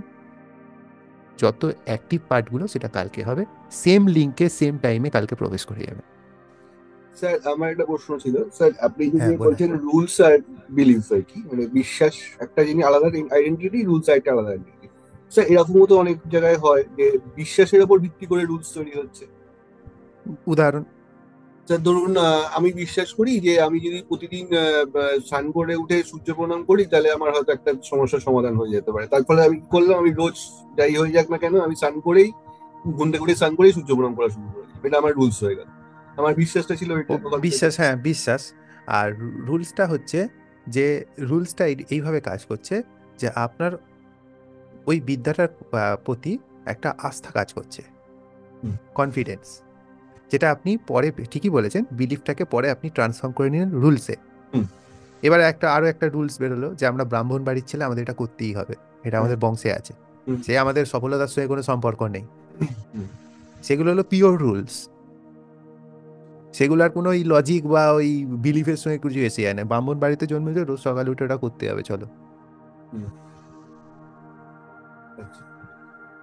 বুঝেছেন তো? ওটা রুলস। যেমন আমাদের যদি মুসলিমদের ক্ষেত্রে, মুসলিম বাড়িতে জন্মেছো, 5 ওয়াক্তের নামাজ কায়েম করতে হবে, ওটা রুলস। কেউ করছে না সেটা সেটা আলাদা ব্যাপার, কারণ সবার উপর ক্রিটিক্যাল ফিল্টারের উপর এক ধরনের কাজ করে না। নামাজ পড়াটাও স্যার অনেকটা বিশ্বাসের জন্য, কারণ আমি মুসলিম ধর্মে, ইসলাম ধর্মে বিশ্বাস করি, আমি ইসলাম ধর্মে বিশ্বাস করি। ওইটাই তো লেখে, ওটাই তো লেখে যে আমরা বিশ্বাস করি। যেমন আমরা জানি যে হাতের 5টা আঙুল আছে, এটা আমরা জানি, আর এটা আমরা বিশ্বাস করি যে আমরা সনাতনী ধর্মের মধ্যে আছি, সনাতনী ধর্মের মধ্যে আছি, ওটা আমরা, বা আমাদের যে দেবী দেবতা আছে বা ভগবান আছে তাদের অস্তিত্ব আমরা বিশ্বাস করি। আর রামকৃষ্ণ বিবেকানন্দ যারা যদি ধরে নিই, তারা যদি ঈশ্বর দর্শন করে থাকে, ধরে নিচ্ছি, তো তারা বলবে যে আমরা জানি যে ঈশ্বর আছে, কারণ সেটা তারা ভেরিফাই করে দেখে নিয়েছে হয়তো, তাদের যদি যে অভিজ্ঞতা মতে যাই হোক না কেন, তারা বলতে পারে আমরা জানি, আর বাকিরা বলবে আমরা বিশ্বাস করি। যে যে দেখেছে বা যে অনুভব করেছে সে বলবে জানি, আর বাকিরা তাদের কথা শুনে বলবে উনি দেখেছেন তার মানে আছে, তার মানে এটা ওরা বিশ্বাসই করছে, কারণ ওদের দ্বারা ভেরিফাইড নয় যারা বলছে অন্তত। তো ওপরওয়ালা আছে কিনা, ওপরওয়ালার উপরে স্বর্গ বা নরক আছে কিনা, যেটা যদি কেউ দেখে আসে, সে যত বড়ই পার্সোনালিটি হোক না কেন, তার কথা আমি বিশ্বাস করি, ভেরিফাই করতে পারবো না। তো সেইটাই আমি জানি না যে আদৌ স্বর্গ কি নরক আছে কিনা, বুঝে গেছেন? ওটা বিশ্বাস করি, হতেও পারে, বিশ্বাসের পরিণাম সত্য, নাও হতে পারে। তাহলে স্যার বিশ্বাসের উপর ভিত্তি করে কিছু রুলস আমাদের জীবনে তৈরি হয়ে যায়, বিশ্বাস আর কিছু পিওর রুলসও থাকে। আচ্ছা সুমন বাবু। হ্যাঁ, অর্ণব বাবু প্রসঙ্গটা নিয়ে আমি একটা জিনিস বলতে চাই। আপনি যে উদাহরণটা দিলেন ওই ফার্স্ট ফিল্টারে লেটসে 80 টাকা টমেটোর দাম, না আজকে তো মকর সংক্রান্তি হতেই পারে, বিলিফ ক্রস করে সেকেন্ড জায়গাটায় গেল, যেটা আর কি সাবকনশিয়াস ক্রিটিক্যাল ফিল্টার। ওখানে যেটা বলছেন যে মকর সংক্রান্তিতে আর কি টমেটো কিনলে ভালো কিছু হয়, সেটাও তো বিলিফ থেকে রুলসেই গেছে হ্যাঁ, ওই একটা জন্য আমি এটা সিমিলার। চেঞ্জ করলাম পরে, ওটা আমি চেঞ্জ করলাম আচ্ছা। পরে। কি বললাম, আমার রুলস হলো 20 টাকার উপর টমেটোর কেজি হলে কিনবো না, হুম, রাইট। তো টমেটো খাবো না। আর 20 একটা টাকায় জিনিস আমার বাজেট সেটা, টমেটো কেনা। হ্যাঁ আরেকটা জিনিস একটা জায়গায় গুলিয়ে গেছে, যেটা আর কি 8 থেকে 12 বছর বয়সে যে ডেভেলপমেন্টটা হয়, ওটা কি মানে ক্রিটিক্যাল ফিল্টার ক্রিটিক্যাল যেটা দুভাগে ফিল্টারটা ভাগ দুটো হয়। ভাগে ভাঙে। আগে ক্রিটিক্যাল হ্যাঁ ফিল্টারটা একটাই সে- ছিল, ওটা এডুকেশনাল, আচ্ছা। সোশ্যাল, পলিটিক্যাল আর রিলিজিয়াস ফ্যাক্টসের ওরিয়েন্টেডে ও ক্রিটিক্যাল ফিল্টারের হুম দরওয়ানটা বসেছিল। ওই হুম হিসেবেই হুম হুম বাবা বলেছে যে এই লোকগুলোর সঙ্গে মিশিস না, কারণ এটা গরিব, এদের গায়ে পোকা থাকে। হুম হুম তো সেই জন্য আমি ওই বাচ্চাগুলোকে রিজেক্ট করছিলাম, ওদের সঙ্গে খেলতে যাচ্ছিলাম না। ঠিক আছে, এবার ওখানে আবার ওর হয়তো ধর্ম বলেছে যে তুমি কালচারাল দিক থেকে এদের সম্পর্ক এড়িয়ে চলো, এদের সঙ্গে গেলে তুমি নরকে যাবে, এদের সঙ্গে থাকলে তুমি স্বর্গে থাকবে। হুম তো এই যে তাকে শিক্ষাটা দিল তার এডুকেশনাল আর রিলিজিয়াস ফ্যাক্টর থেকে, তো সেই হিসেবেই সে কিন্তু বিহেভ করছে। পরবর্তীকালে ওই হুম বিলিফ, ওই ওই ওই ইনফরমেশনটাই দুটো ভাগে ভাগ হয়ে গেল। একটা হলো বিলিফ, যে আমি বিশ্বাস করি, আমার ধর্ম বলেছে। আর একটা হয়ে গেল রুলস। আমার নিয়ম হলো এই রকম ব্যক্তি যে আমার জীবনে আসবে তাকে আমার চিন্তা ভাবনায় কনভার্ট করার চেষ্টা করা। বোঝা গেল? আচ্ছা। এটা আমার রুলস, হ্যাঁ এটা হ্যাঁ নিয়ম আমার। তো হ্যাঁ। আমি যেই তো মুহূর্তে সে এখানে এলো তার কথাটাকে নেগেট করে দিলাম, তার কথাটা আমার ভেতরে সেকেন্ড ফিল্টারেই ধাক্কা খেয়ে বেরিয়ে গেল। আর একটা নতুন প্রসঙ্গ আমি আনলাম যেখানে আমার রুলসের জন্য, সেটা হলো তাকে আমি আমার মনের কথাগুলো বলতে শুরু করলাম যাতে সে আমার ধর্মের প্রতি বা আমার এর প্রতি আকৃষ্ট হয়। হুম, ঠিক আছে। মানে আমি বলছি 8 থেকে 12 বছরের ভেতর যেটা হচ্ছে, একটা পার্ট থাকছে কনসিয়াস মাইন্ডে, আর একটা পার্ট থাকছে সাবকনসিয়াস মাইন্ডে, যদি আমি হুম ঠিক করে বুঝে থাকি। হুম হুম হুম এবার প্রশ্নটা হচ্ছে, যখন ছোটবেলা থেকে যে ওই তিনটে ফ্যাক্টরস, এডুকেশনাল, রিলিজিয়াস এন্ড যেটা সোশ্যাল আর আপব্রিঙ্গিং, পলিটিক্যাল। যেটা হ্যাঁ পলিটিক্যাল আর কি, তো সেইটা কি বোথ কনসিয়াস আর না, সাবকনসিয়াস ইকোনমিক্যাল, জুড়ে পলিটিক্যাল থাকছে? না, economical, economical. Economical, sorry, economical, religious এবং হ্যাঁ এডুকেশনাল, সেই যে ফিল্টারটা, এটা কি কনসিয়াস মাইন্ড আর সাবকনসিয়াস মিলিয়ে থাকছে, নাকি শুধু হ্যাঁ, কনসিয়াস মাইন্ডে থাকছে? একটাই একটাই ক্রিটিক্যাল ফিল্টার থাকছে তখন। সাবকনসিয়াস আর কনসিয়াসের বর্ডার লাইনে একটাই লাইন থাকছে, ওটার নেচার হচ্ছে। ওই লাইনটা পরে আচ্ছা, বাইফার্কেটেড হয়ে দুটো ডিভিশন ওকে। তৈরি হচ্ছে। যেটা হুম, কনসিয়াস মাইন্ডের ওকে সঙ্গে কানেক্টেড ওটাকে বলা হচ্ছে কনসিয়াস মাইন্ড ক্রিটিক্যাল ফিল্টার, যেটা সাবকনসিয়াস মাইন্ডের সঙ্গে কানেক্টেড সেটাকে সাবকনসিয়াস মাইন্ড ক্রিটিক্যাল ফিল্টার বলা হচ্ছে। ওকে, থ্যাংক ইউ। সৌভিক দে, বলুন। আচ্ছা, ওই নলেজের ব্যাপারটা, নলেজ বলতে বিলিভ আর নলেজ বলেছিলেন। বিলিফ নলেজ হবে না, এটা বিলিফ আর রুল হবে, নলেজটা পরে কেটে দিতে বলেছিল। আচ্ছা, বিলিফ আর নলেজের পার্থক্য বুঝিয়েছিলাম, ওটা এই ক্রিটিক্যাল ফিল্টারের মধ্যে অংশ নয়। নলেজটা ক্রিটিক্যাল ফিল্টারের অংশ নয়, কোনোটাই নয়, ওপর নিচের কারোরই নয়। বিলিফ আর নলেজের পার্থক্য বুঝিয়েছিলাম। বিলিফ হলো যেটাকে আমরা যাচাই করে নিইনি কিন্তু সত্যি মনে করি। যেমন আপনি যাকে বাবা বলেন কোনোদিনও যাচাই করে দেখেননি সে আপনার আদৌ বাবা কিনা, কিন্তু আপনি তাকে বিশ্বাস মতে বাবা বলেন, এটা হলো আপনার বিলিফ। কিন্তু আপনার হাতে 5টা আঙুল আছে, এটা আপনি বিশ্বাস করেন, এটা আপনি জানেন। সেজন্য যদি কোনোদিনও আইনি পেপারে সাইন করেন, সেখানে দুটো কথা লেখা থাকে, এই এই তথ্যগুলো আমার বিশ্বাস মতে সত্য এবং এই এই তথ্যগুলো আমার জ্ঞান মতে সত্য। বিশ্বাস মতে সত্য মানে আমি মনে করি এটা ঠিক, যে ওর ছেলেকে দেখেনি, শেষ বয়সে হয়তো ও এর প্রতি অবজ্ঞা করেছিল, সেই জন্য সম্পত্তি একে না দিয়ে ওকে দিয়েছে, এটা আমি হয়তো স্টেটমেন্টে কোথাও লিখেছি, তো আমি বললাম ওটা আমার বিশ্বাস মতে সত্য। কিন্তু আমি এটা দিলাম যে অমুক তারিখে ওই ব্যক্তিটা মারা গেছে আমার চোখের সামনে, অমুক ব্যক্তিটা তার এই পেপারে সই করেছে আমার চোখের সামনে, তো এটা হলো আমার জ্ঞান মতে সত্য।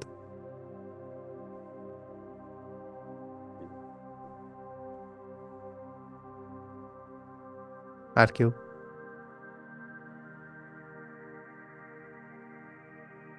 চলুন, আজকে রাতের মধ্যে সবিতা দি ক্লাস ঠিক আছে? মাইক অন করে বলতে পারেন।